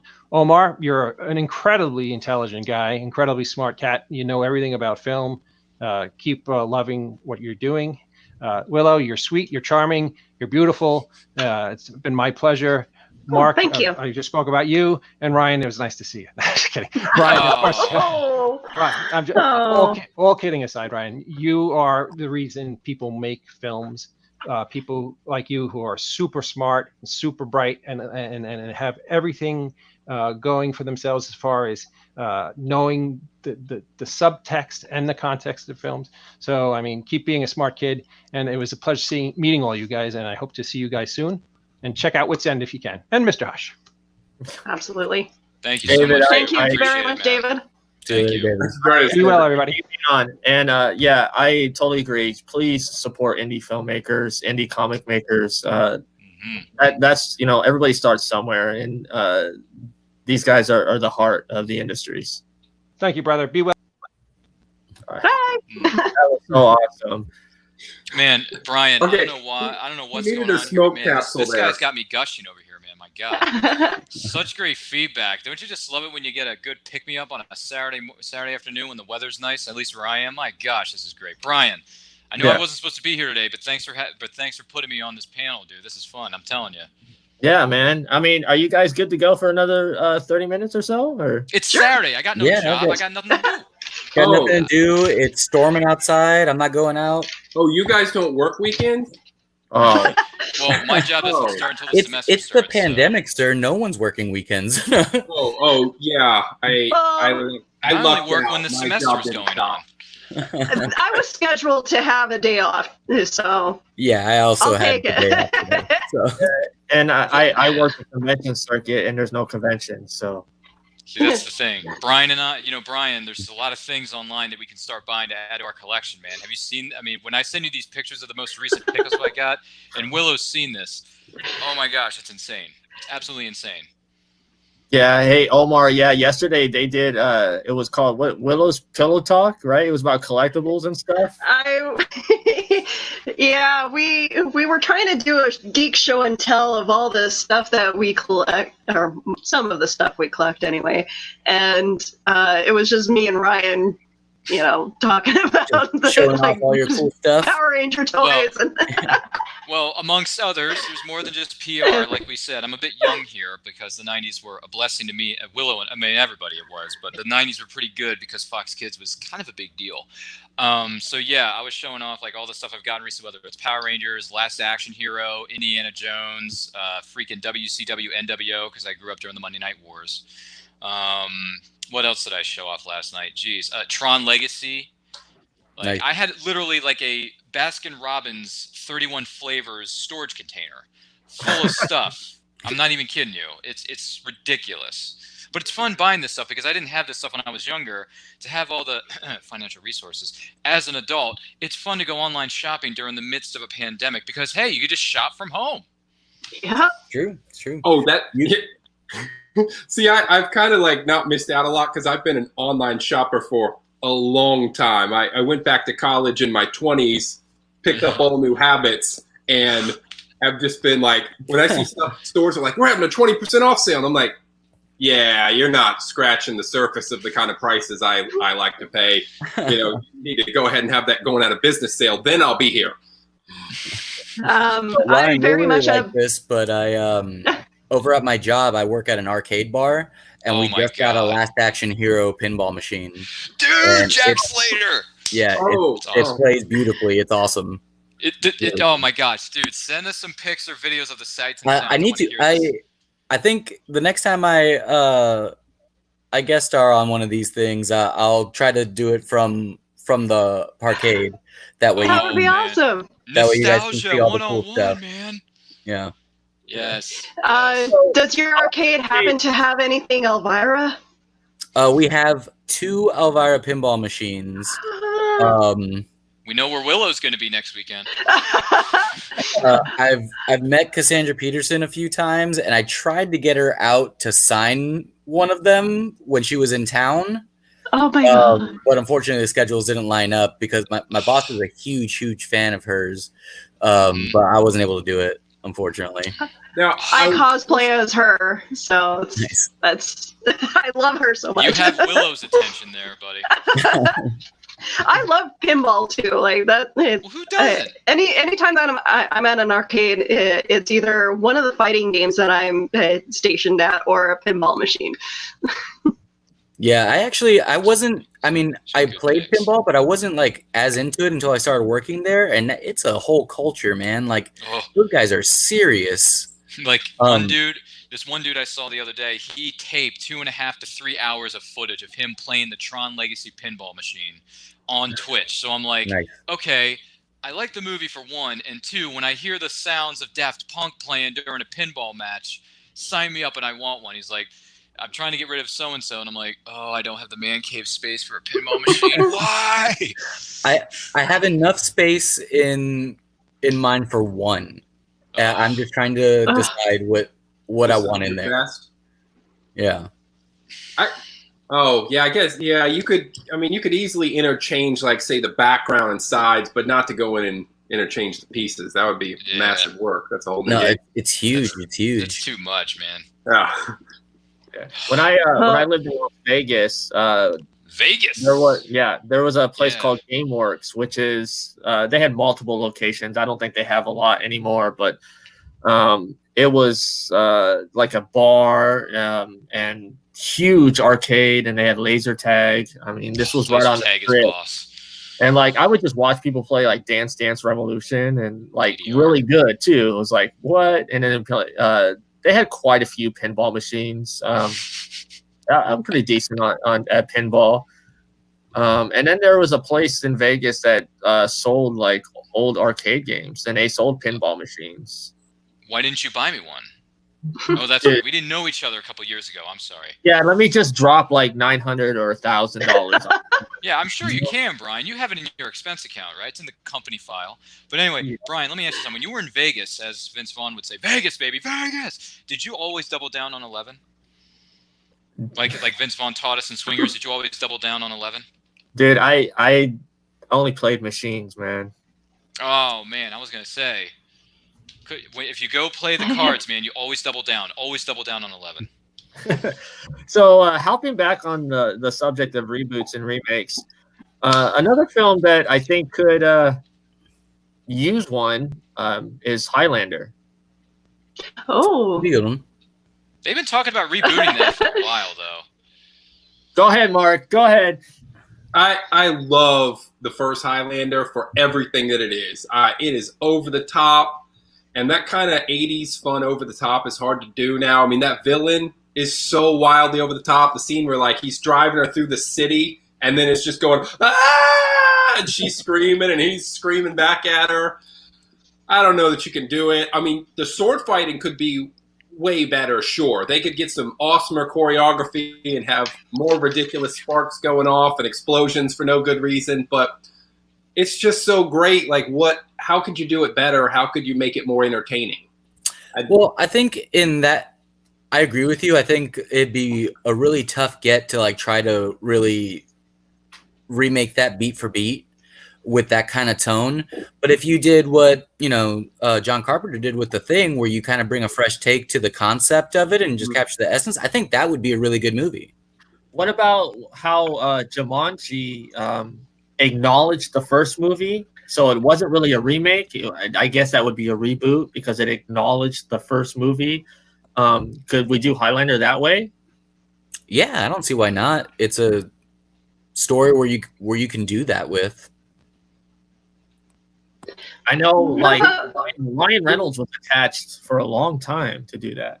It would be difficult though, because didn't they get to where there could be only one, and so didn't they get to there is only one? Like in the sequel? Like, didn't they eventually TV wipe show. out all the other ones? There wouldn't be any one left except the one. Oh, I guess that's true. Unless, I don't know if he dies and the power went out to others. I don't know. I think in the last movie, I think there was one. Yeah, I'm not familiar enough with the franchise other than like one and the hilarious number 2. Yeah, I watched the TV show quite often as a kid. So good. I thought Adrian Paul was great, and Queen doing the soundtrack still for that one. Oh, did they? Yeah, they did. Princes of the Universe was the opening theme song of the TV series. Nice. Yeah. Queen with their interesting choices as far as what they lend their license to. Always. Yeah. That Flash theme song. I'm thinking that you could still do Queen on films using Adam Lambert, which he has proven has been great. Like, people are on that bandwagon. I think you could you can still bring in Queen and just have Adam Lambert.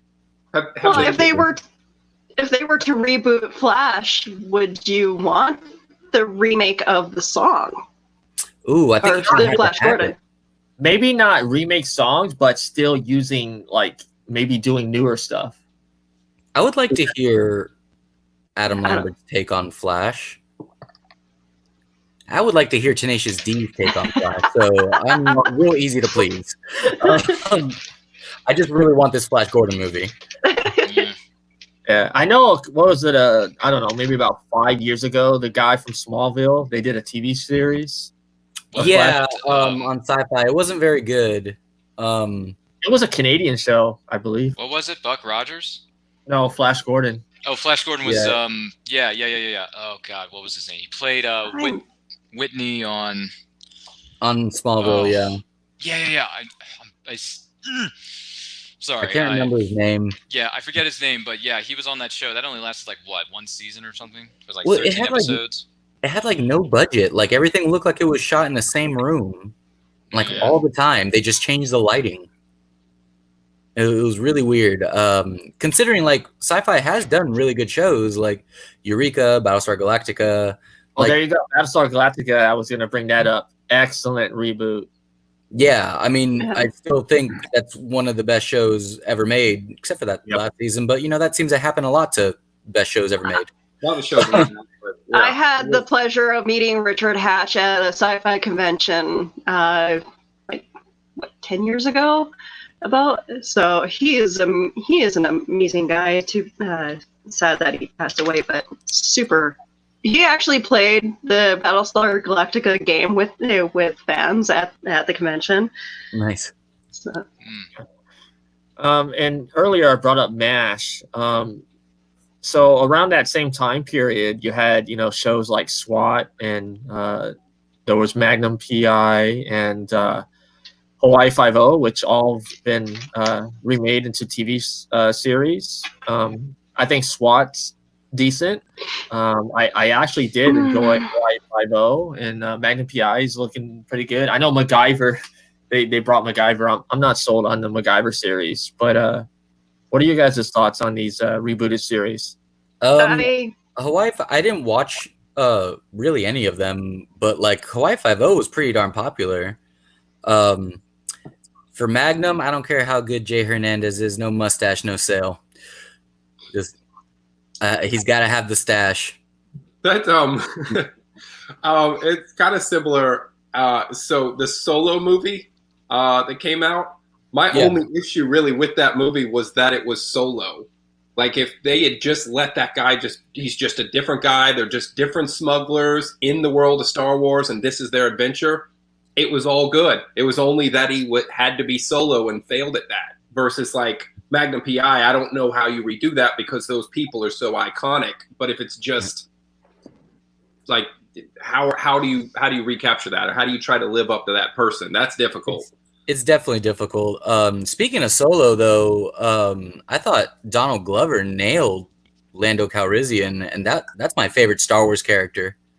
I think he nailed Billy D. Williams. I mean, he is Lando Calrissian. I mean, any moment I picture him pulling out a Colt 45 malt liquor and start. Stop selling. I'm already sold. Oh my god. But he wasn't. Yeah, he was fine as Billy D, but the other guy was just, that wasn't Han Solo. But that wasn't even just him. The writing didn't make him Han Solo. Again, right. I just like if it had just been some smugglers just pulling con jobs, it'd have been great. Like the story is great as it is. It's not Han Solo. You know, I thought the movie was decent. And I understand he's not Harrison Ford. He to me, he was a mix of Dash Rendar and Han Solo. If you guys are familiar with Dash Rendar from Shadows of the Empire. Man, am I familiar with Shadows of the Empire. Friggin' fantastic. I haven't heard Dash Rendar in years. Thanks for bringing that up. Yeah, that's something I've actually wanted them to do. I would love to see a Shadows of the Empire. Yeah, that'd be a cool like side movie. I wonder how they would do it now.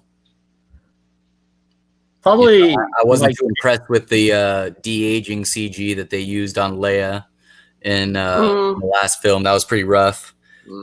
Which doesn't make any sense because it's Disney. And did you see what they did to Michael Douglas in Ant-Man? That was fantastic. Like, what?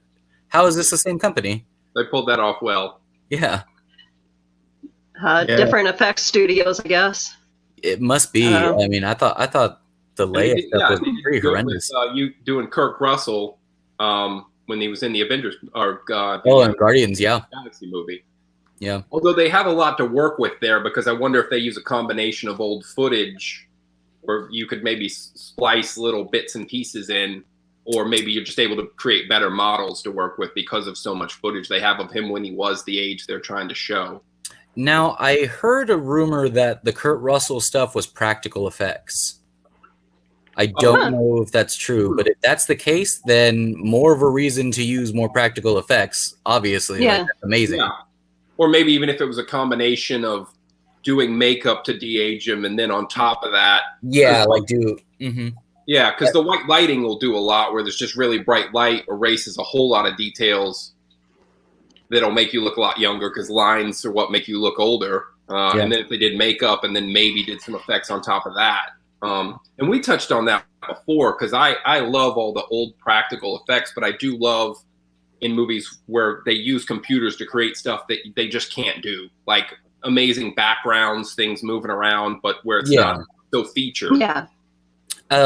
Like I said before, I think CG is a really wonderful tool that can be used to assist and like bring something to life. I hate when it's over reliant, like especially in horror movies. We talked about American Werewolf in Paris, and honestly, I'm just about to harp on like all werewolf movies right now. But like the Underworld movies, they had like 3 suits, but then you can really tell the really CG ones in the back because they had to like make an army of the Lycans. Yeah. Van Helsing, I was just like, ugh, can you stop? Can you stop with the CG? The only thing I liked with Van Helsing was the 3 ladies playing the vampires doing their just over the top campy acting in the back. Like that was humorous. The entire country of Romania should ban that movie from being in there. Like, that was the most offensive accents I've ever heard. I was like, God, you guys aren't even trying to not be just horrible. It's bad. Yeah. You know what? It's funny. Like, I do enjoy that movie for what it is. My husband actually quotes that movie quite frequently. But yeah, no, for me. Like, I liked it. Why are you tormenting the monster? It's what I do. Oh man. Well, speaking of Van Helsing, they're rebooting all the Universal monsters after the success of Invisible Man, which I thought Invisible Man was really well done. And you know, you talked about the Wolfman. They got the Invisible Man director to come on to do. He's directing the Wolfman with Ryan Gosling. So I totally look forward to that. I really hope they go practical on that wolf, or at least maybe pull like a American Werewolf in London, where it's seldomly seen kind of thing. Like the monster gets teased. Godzilla 2014 did something similar throughout most of the film, and I think that really adds to it. Ryan, you were talking about Tron Legacy. I thought the only flaw with that movie was they showed way too much of young Jeff Bridges. To where like you could tell how fake like the CG and stuff looked on it after a while. It was like, man, you could have like done stuff with like lighting and everything to really like hide that, and they just didn't take that opportunity. It's a small gripe, but there it is. But there's definitely room to go deeper into that universe, because there's so much potential there. That's another one of these films where there's so many directions you can go with it, and especially with today's market where we rely on technology so heavily, thanks pandemic. There's so many avenues you can take with Tron 3. There's no better time than, now or when Earth fully reopens. Well, Disney wants to do a Tron 3. They need to get on it, man, because we've waited 10 years. 10 years is too long, boy. We have an original Tron arcade cabinet in at the Parkade, and I'm just dying for them to make another Tron movie so we can have another one. Like, they need to make a new Tron video game to put in arcade. That's awesome. Oh yeah, the video games were fun to play on your Xbox or PS, whatever it was. Yeah, I played Tron Revolution on my 360. That's a great game. It's ridiculously good looking to play and ridiculously good looking to look at. Like I said, the grid, so many opportunities you can do with that. Disney, stop focusing on MCU and Star Wars. Get on Tron. Do it. Hey, Mark, since you're a fan of the 80s like myself and Omar, what did you think of the A-Team movie? It was okay. Yeah, I wasn't like horrified by it. I thought their casting choices were pretty good for each person in the role. There was a guy I would have rather seen as B.A. Baracus, but the guy they had was good. So yeah, who would you have rather seen? Yeah, if I'm remembering his name right, I think his name was Kimbo Slice. He's another fighter. R.I.P. He's a bigger, way scary looking guy who you would immediately, when he looked at somebody, was like, "You can talk or you can hurt." Like, yeah, I'll tell you what you want to know. I don't want to do whatever you're gonna do. But yeah, no, I thought their casting was good. Their story overall was fine. Nothing blew me away, but I wasn't upset by it anyway either. It was all the people. They got great people for it, so they did good jobs. It's funny, that movie came out in a summer where two other movies that were very similar in theme came out, The Expendables and The Losers. And out of the three, The Losers underperformed the most, and yet I think it's the best film out of the three. Like, I love that movie. It's so good, and it made no money whatsoever. And the other two films, Expendables, made two other sequels afterwards, and I thought that was the weakest one. Well, I am miffed that there wasn't a sequel to The Losers, and it definitely deserves one. Well, they set it up. I hate when films or TV shows, especially like when TV shows do it and the TV show gets canceled. Yeah. Yeah. Angel. It's always a rough one. Gallivant for all you people out there. R.I.P. I was looking at other 80s shows that got turned into movies, and I think they went the wrong way. And that was Chips and Baywatch. They made them comedy. Sorry. So I saw Baywatch, but I did not see Chips. So Chips was no good. It was okay. It was kind of funny, but I didn't want these films to be made into comedies. I think that they could have done legit Chips movie and a legit Baywatch movie. I think that they could have done like more of the action adventure for Baywatch instead of a straight up comedy. Did you want it to be kind of like Shane Blackish, like a Lethal Weapon kind of?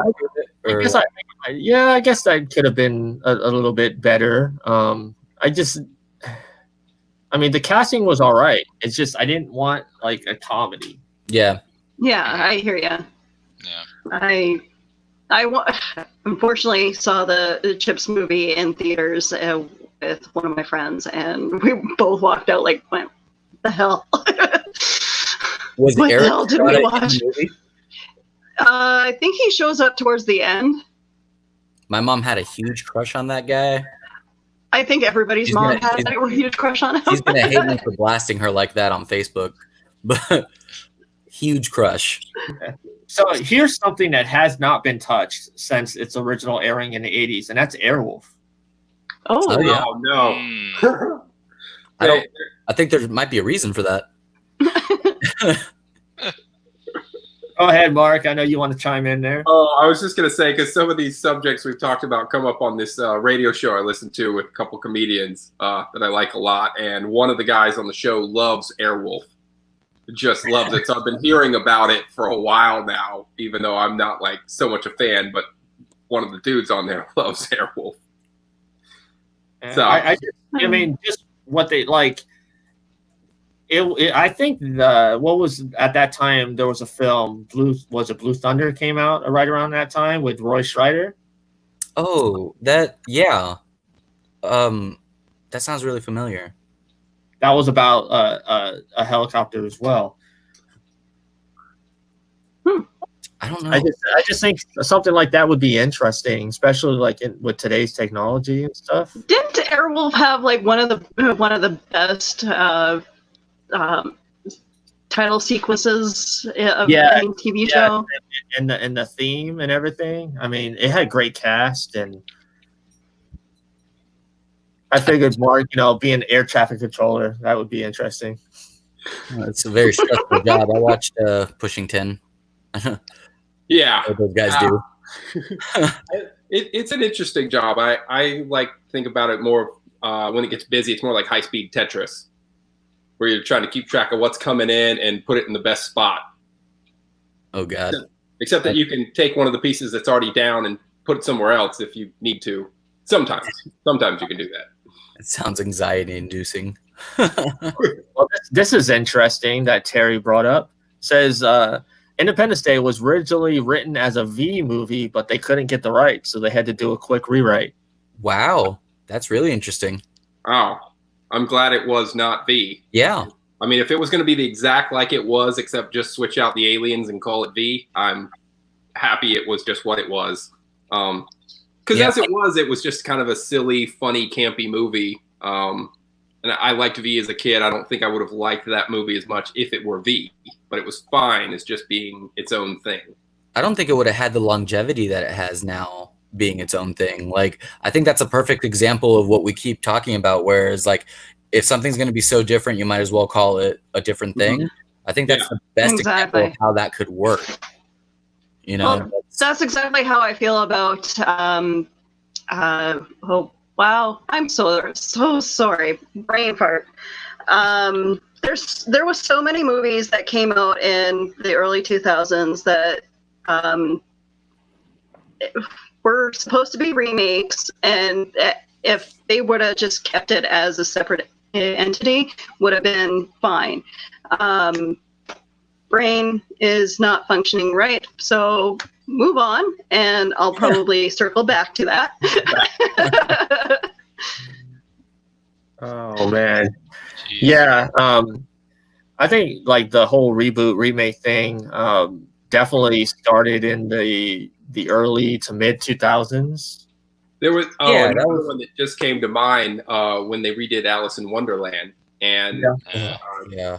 Tim Burton, who was amazing through my childhood with his different take or just his his way of doing films. That was one where I really didn't enjoy it. While having massively enjoyed like Beetlejuice and Batman, Edward Scissorhands. Right. I mean, Beetlejuice Yeah. is still one of my favorite films of all Wonderland's time.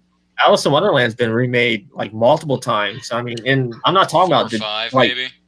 and I'm not talking because it's not just a Disney thing. I mean, it was made before the Disney animated film. Yeah. Mhm. They made a video game of it, which actually I haven't played, but it seems to be really well written and The video well game made. kinda had that Tim Burton-y kind of vibe before he even did it. It was like really dark and like a lot of strange spirals and stuff. Yeah, it was a 360 game, Xbox 360, I believe, Mhm. and it was a horror, wasn't it? Yeah. Yeah. I think that's what most people were expecting he would do with Alice. I think that was another one of those producers like, hey, these are the things you can do, these are the things you can't do. And he goes, okay, can I have Johnny Depp? And they're like, yeah. And that was it. It should be an easy sell. Yeah. There's a very interesting Alice in Wonderland from the 70s, which I won't get into too much detail, but it has a cult following. It is the adult musical, which it has the actress. I want to say she was in. Well, at that year she was like the Playboy cover girl, whatever. But it has a huge cult following. Very hard to find on DVD. So if you find it, I totally suggest seeing it because it is hilarious. But it's definitely not your kids' version of Alice in Wonderland. I've always thought Or of a kid's version. No, I'm kidding. I've always thought of the film Cool World as a bizarre like retake on Alice in Wonderland. Just Burn as Alice. Yeah. Going through it. I loved Cool World as a kid. That's a great movie, yeah. It's not a kid's movie. It's not a kid's movie, but for some reason I was obsessed with it. Yeah. I loved it. The days when Val Kilmer was cool, and poor guy now he's sick, and so Yeah. Yeah, Val Kilmer had a great run for a while. talk about remakes. Can we talk about The Saint and how good that was? Yes. Wait, the Val Kilmer one? That one was good. I liked it. Oh boy, guys. But I thought it was. I mean, I thought it was all right. It wasn't, the greatest thing. It's not, like I said, it's not Shakespeare in the Park, but it's fine. I thought it was all right. Maybe I need to give it a rewatch. It's been a hot minute since I've seen Val Kilmer in that movie, so I may need to sit my keister down and rewatch that sucker. I don't think anyone's ever been to Shakespeare in the Park, so I don't think they should say. I know it's probably not the best example, but you know what I mean. It's not the greatest thing in the world, but it's an enjoyable film for what it is. That's what I was trying to say. Let's stop saying Shakespeare in the Park. I've watched way too many Avengers movies. Well, Ryan, I think these days kids are like saying, "What's Shakespeare?" Well, What a that's shame. sad because the bard is kind of a big deal. So. Yeah. If Nicole was here, she would agree. I mean, because she's a teacher. So. Well, I did pay attention during that part of my school career. So there you go. You can mark that down for your notes, Brian. So, Omar, I could see the steam kind of coming out when I mentioned Val Kilmer and The Saint. Did you not like that? I wasn't a big fan of The Saint. That's fine. I think neither was the rest of the world. Didn't it win a Razzie? Probably. Who was the love interest in that movie? Was Kelly McGillis the love interest in that movie? I couldn't Top remember. Gun? Elizabeth Shue, I believe, was in that movie. Oh, what it was? Adventures in Elizabeth- Babysitting herself. okay. Elizabeth Shue, the '80s beauty. Okay, good cast. Yeah. Good cast. Elizabeth Shue, you can never go wrong with her. Adventures in Babysitting anybody? Just saying. awesome movie. It Now, is an awesome movie. I think what it's somewhat about the, underrated too, Willow. What about Mission Impossible? That's been a pretty good franchise. Wait, so That's a- first one was good. The second one kind of And It's then about JJ doves. came in with the third one, and then they've just gone up ever since. Yeah, every single installment that comes out, I'm just like, wow, they actually like this is really good. Like this is better. Yeah, they're That killing last it. one they had with starring Henry Cavill's Cavill. mustache, phenomenal. Again, big fan of the mustache. You want to do a Magnum PI, Henry Cavill. That's my vote. Yeah. And then That's if you want fair. to hop back into the 80s, Police Academy with Leslie Nielsen. Well, I mean, we Police got Squad, you Brooklyn mean. Nine-Nine, so that's pretty much Police Academy right now. Pretty much, yeah. Didn't they make like 60 of those Police Academy movies? They made a lot, yeah. Didn't they were make like on 80 of And the those? TV probably? show. Something like that. There was a Yeah. TV series based off of There that? was a TV show series of Police Academy, yes. There was Was any films of the and a original TV cast in series? that? Or did they recast it for the TV series? I'm pretty sure they recasted most of it. Oh, Most Steve except for the Guttenberg was sound busy. effects. Yeah. But You know what? He probably was busy making Tower of Terror with Kirsten Dunst on the Disney Channel. Anybody remember that movie? I do. Yeah. Man, making a movie out of an attraction, who'd have thunk that would make any money? The first one did, but Pirates of the Caribbean with a little guy named Johnny Depp came out and blew everyone out of the water. No pun intended. Now they're gonna try that again with Dwayne Johnson and Jungle Cruise. Yeah, that was supposed to come out this year, but then, a Yeah. little thing called COVID happened and messed everything up. That trailer looked pretty good though. I'd watch it. Eh, I'd watch Yeah, looked Terry, okay. that's what I meant. I meant Naked Gun. Yeah. Not Academy. It went okay. I mean, the trailer for Jungle Cruise looked but we'll see. Yeah.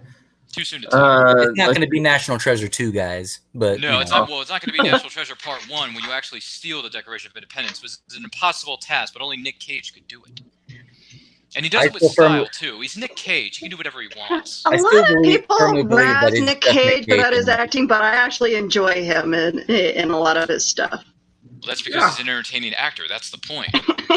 He also I mean, does have you 43 seen him go films cuckoo a in Face year, Off? pretty I mean, much. come on. So, let's see here. Mark, are you a cartoon guy? You like cartoons? Yeah. Yeah, I sure do. Okay. So, is there any cartoons out there that you would like to see be made live action?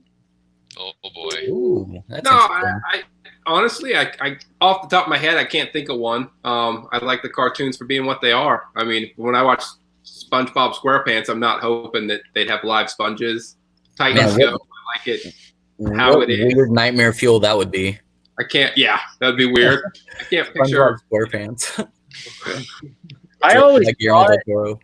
I Yeah. always thought that like Exo Squad would have been pretty decent. I mean, if we went back to the '80s, like maybe someone with the right direction and story could take Thundercats and do it Yeah. live action with good Yes. stuff and a serious. I mean, because those villains are you could kind of go a horror direction with those guys. You could be very serious action.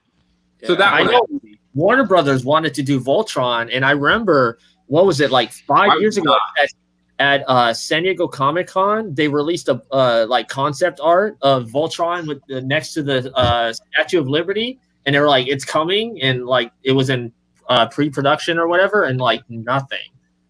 oh, it should have just had them slice the Statue of Liberty head off. Let you know they're there. But I mean, that seems like an easy one though, because I mean, the Fast and Furious movies, they're driving around in cars. Here's a movie where they could do that. They're already going around in vehicles, except that you also like Transformers. Well, we join into a giant Transformer at the end. Yeah. And then, are you guys fans of the 2017 Power Rangers movie? I liked it for what it was. My kids really liked it. That's all I got. That's all I got. Oh, I tried watching a little bit of it, and my husband turned it off. Oh, that is wrong beyond measure. Yeah, this is where Ryan jumps in and says, I'm in the minority that absolutely loved this movie. I thought it was really good from beginning to end. They put their own spin on it. They made the kids earn their power coins. They didn't just hand them to them in the first 5 minutes or the first 10 minutes like they did in the original pilot. Don't get me wrong. big fan of Day of the Dumpster. I'm looking at you, MMPR. But the 2017 film was so good because it put its own spin, and all the kids had different like little quirks and personalities to them. Like the Blue Ranger being autistic, that's a big deal. That's a huge deal to have somebody who has autism as a Power Ranger, and no doubt he's wearing blue, which is it's autism's color is blue, baby. So for somebody who works with autistic adults and who's on the spectrum himself, full disclosure, I'm an X-Men. That's my secret. That is incredible to see on the big screen. So I was a big fan of that movie, and I wanted to see the 6 or 7 movies that they had planned for it. So, but unfortunately, it didn't make $1 gajillion. They scheduled it in a terrible release time frame when you had Logan, you had Beauty and the Beast coming out. Those are big tentpole movies that are going to destroy you. So the movie could have made boffo money, but the powers that be thought, oh, let's put it in March Madness for some of the best, for some of the potential big blockbusters are coming out this year. That'll work, right? No. But it's a really good movie. I wish the cast, I know you're watching this, I wish you nothing but good things. Naomi Scott, you've made 2 mistakes. One, you start in a remake that nobody asked for, and I'm looking at Aladdin. Number 2, you start in a reboot that nobody asked for. I'm looking at you, Charlie's Angels. But Naomi, you're better than this. You're going to do better once you get a good project with a better agent. But the other actors, they've been doing okay for themselves, and I wish them nothing but the best. As far as rebooting it is concerned, Hasbro, Paramount, they're going to create their own cinematic universe. Try the Power Rangers reboot. I'm willing to give it a shot. Just make a good movie that has good potential for the sequels. But don't necessarily leave a teaser at the end where you're planning for it. Let the movie come out naturally. Let the movie work with the audience naturally. Don't shove 50,000 Easter eggs in their face saying we're going to have 60 movies coming out by next fall. Okay? That's all I got to say. Sorry I went off on a tangent, Brian, but I'm kind of passionate about this project. Okay, so Ryan, I agree. What was that? Are you still hooked on donuts after watching the movie? No. The product placement did nothing for me. Although I do want to get those suits, though, because the suits looked really good in that movie. I agree with you about Rangers, and I disagree with you about Aladdin, because I thought Aladdin was really good. Yeah, but nobody asked for it. Nobody asked for it. Why would you do that? Why would you make a movie that's so connected to Robin freaking Williams that you would remake it? You can't do it. I would have liked to if they had done that scene at the end, where they have the big dance that's just in the credits. Yeah. If they had done Bollywood style Aladdin, I do think that could have been fun. Would just be more campy and more silly. It's hard to see, as good as he is, it's hard to see somebody else play the genie and do it. Yeah. You know what? I liked how he took the genie, though, and didn't try to copy Robin. He made it his own. Yeah, don't do that. Yeah, that definitely would have been horrible to try to copy. Yeah. That would have been an entanglement for sure. Yeah, because earlier in the comments, when we were talking about Solo, Terry had mentioned Jamie Costa, who is a voice actor, and he said he would have been perfect as Solo. But the dude, when he does Harrison Ford, he's impersonating Harrison Ford, and that would have been the wrong move for a live action Solo film. So yeah, that's where I disagree on that with Terry. Yeah, but Jamie Costa, however you pronounce his name, he did make a Kenobi fan film, and it was really good. He did make an Obi-Wan Kenobi fan film, and it's on his YouTube channel. It's on YouTube. You can find it. It's really good. I mean, hey, it's probably going to be better than anything that Disney is going to come up with, because I'm not necessarily asking for an Obi-Wan spin-off movie, but hypothetically, if you do it right, it can work. But I get the fans are kind of asking for it, but it's like, do we need one? Focus on new characters, people. Don't focus on the past. Well, this is the argument that John Campea on his YouTube has, is that with the Star Wars universe, it seems to be shrinking when there's so many things to do to expand it. Right. There's 1 billion characters. Yeah, I mean, planets. I'm tired of Tatooine. Yeah, it does. I mean, take characters from the book that, the books that haven't been, put in film or even animated. I mean, that's why people, I think, liked the Clone Wars and Rebels, because even though it was in a time frame that people were familiar with, it was with certain characters that people weren't familiar with, and they kind of expanded the universe a little bit. Yeah. I mean, they're kind of doing that already with Mandalorian, introducing some new characters we never heard of. I mean, Cara Dune, played by an MMA fighter, Gina freaking Carano. That works, people. It works. Can I just say how beautiful she is? Dude, she can wear any outfit on that show, and she's going to look dynamite. That is a fact, Jack. I just want to jump into her arms and tell her to take me to bed or lose me forever. Why do I feel like giant biceps? I feel like I've heard that phrase somewhere before? Let me think. Oh yeah, it's from this movie that's on my ridiculously good-looking T-shirt. I'm gonna end up having the theme song in my head for the rest of the day. Thanks, guys. You're welcome. There you go, Willow. He did it for you, Willow. He did it for you. So, guys, I think this has been fun, and I think we'll end it on that note. But thank you for joining us. And before we go, let's end this with where people can find everyone. Yeah, I'm on Facebook under this ridiculous name that you can see there. Instagram. That's pretty much it. Or if you're in the Tampa Bay area, come visit me at the Lowry Parkade.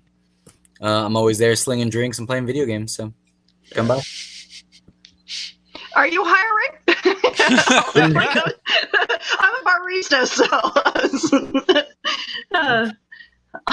I can learn how to make drinks. It's just beer pouring. It's super easy. My life isn't hard. Hey, Omar, what is the Facebook page for the bar?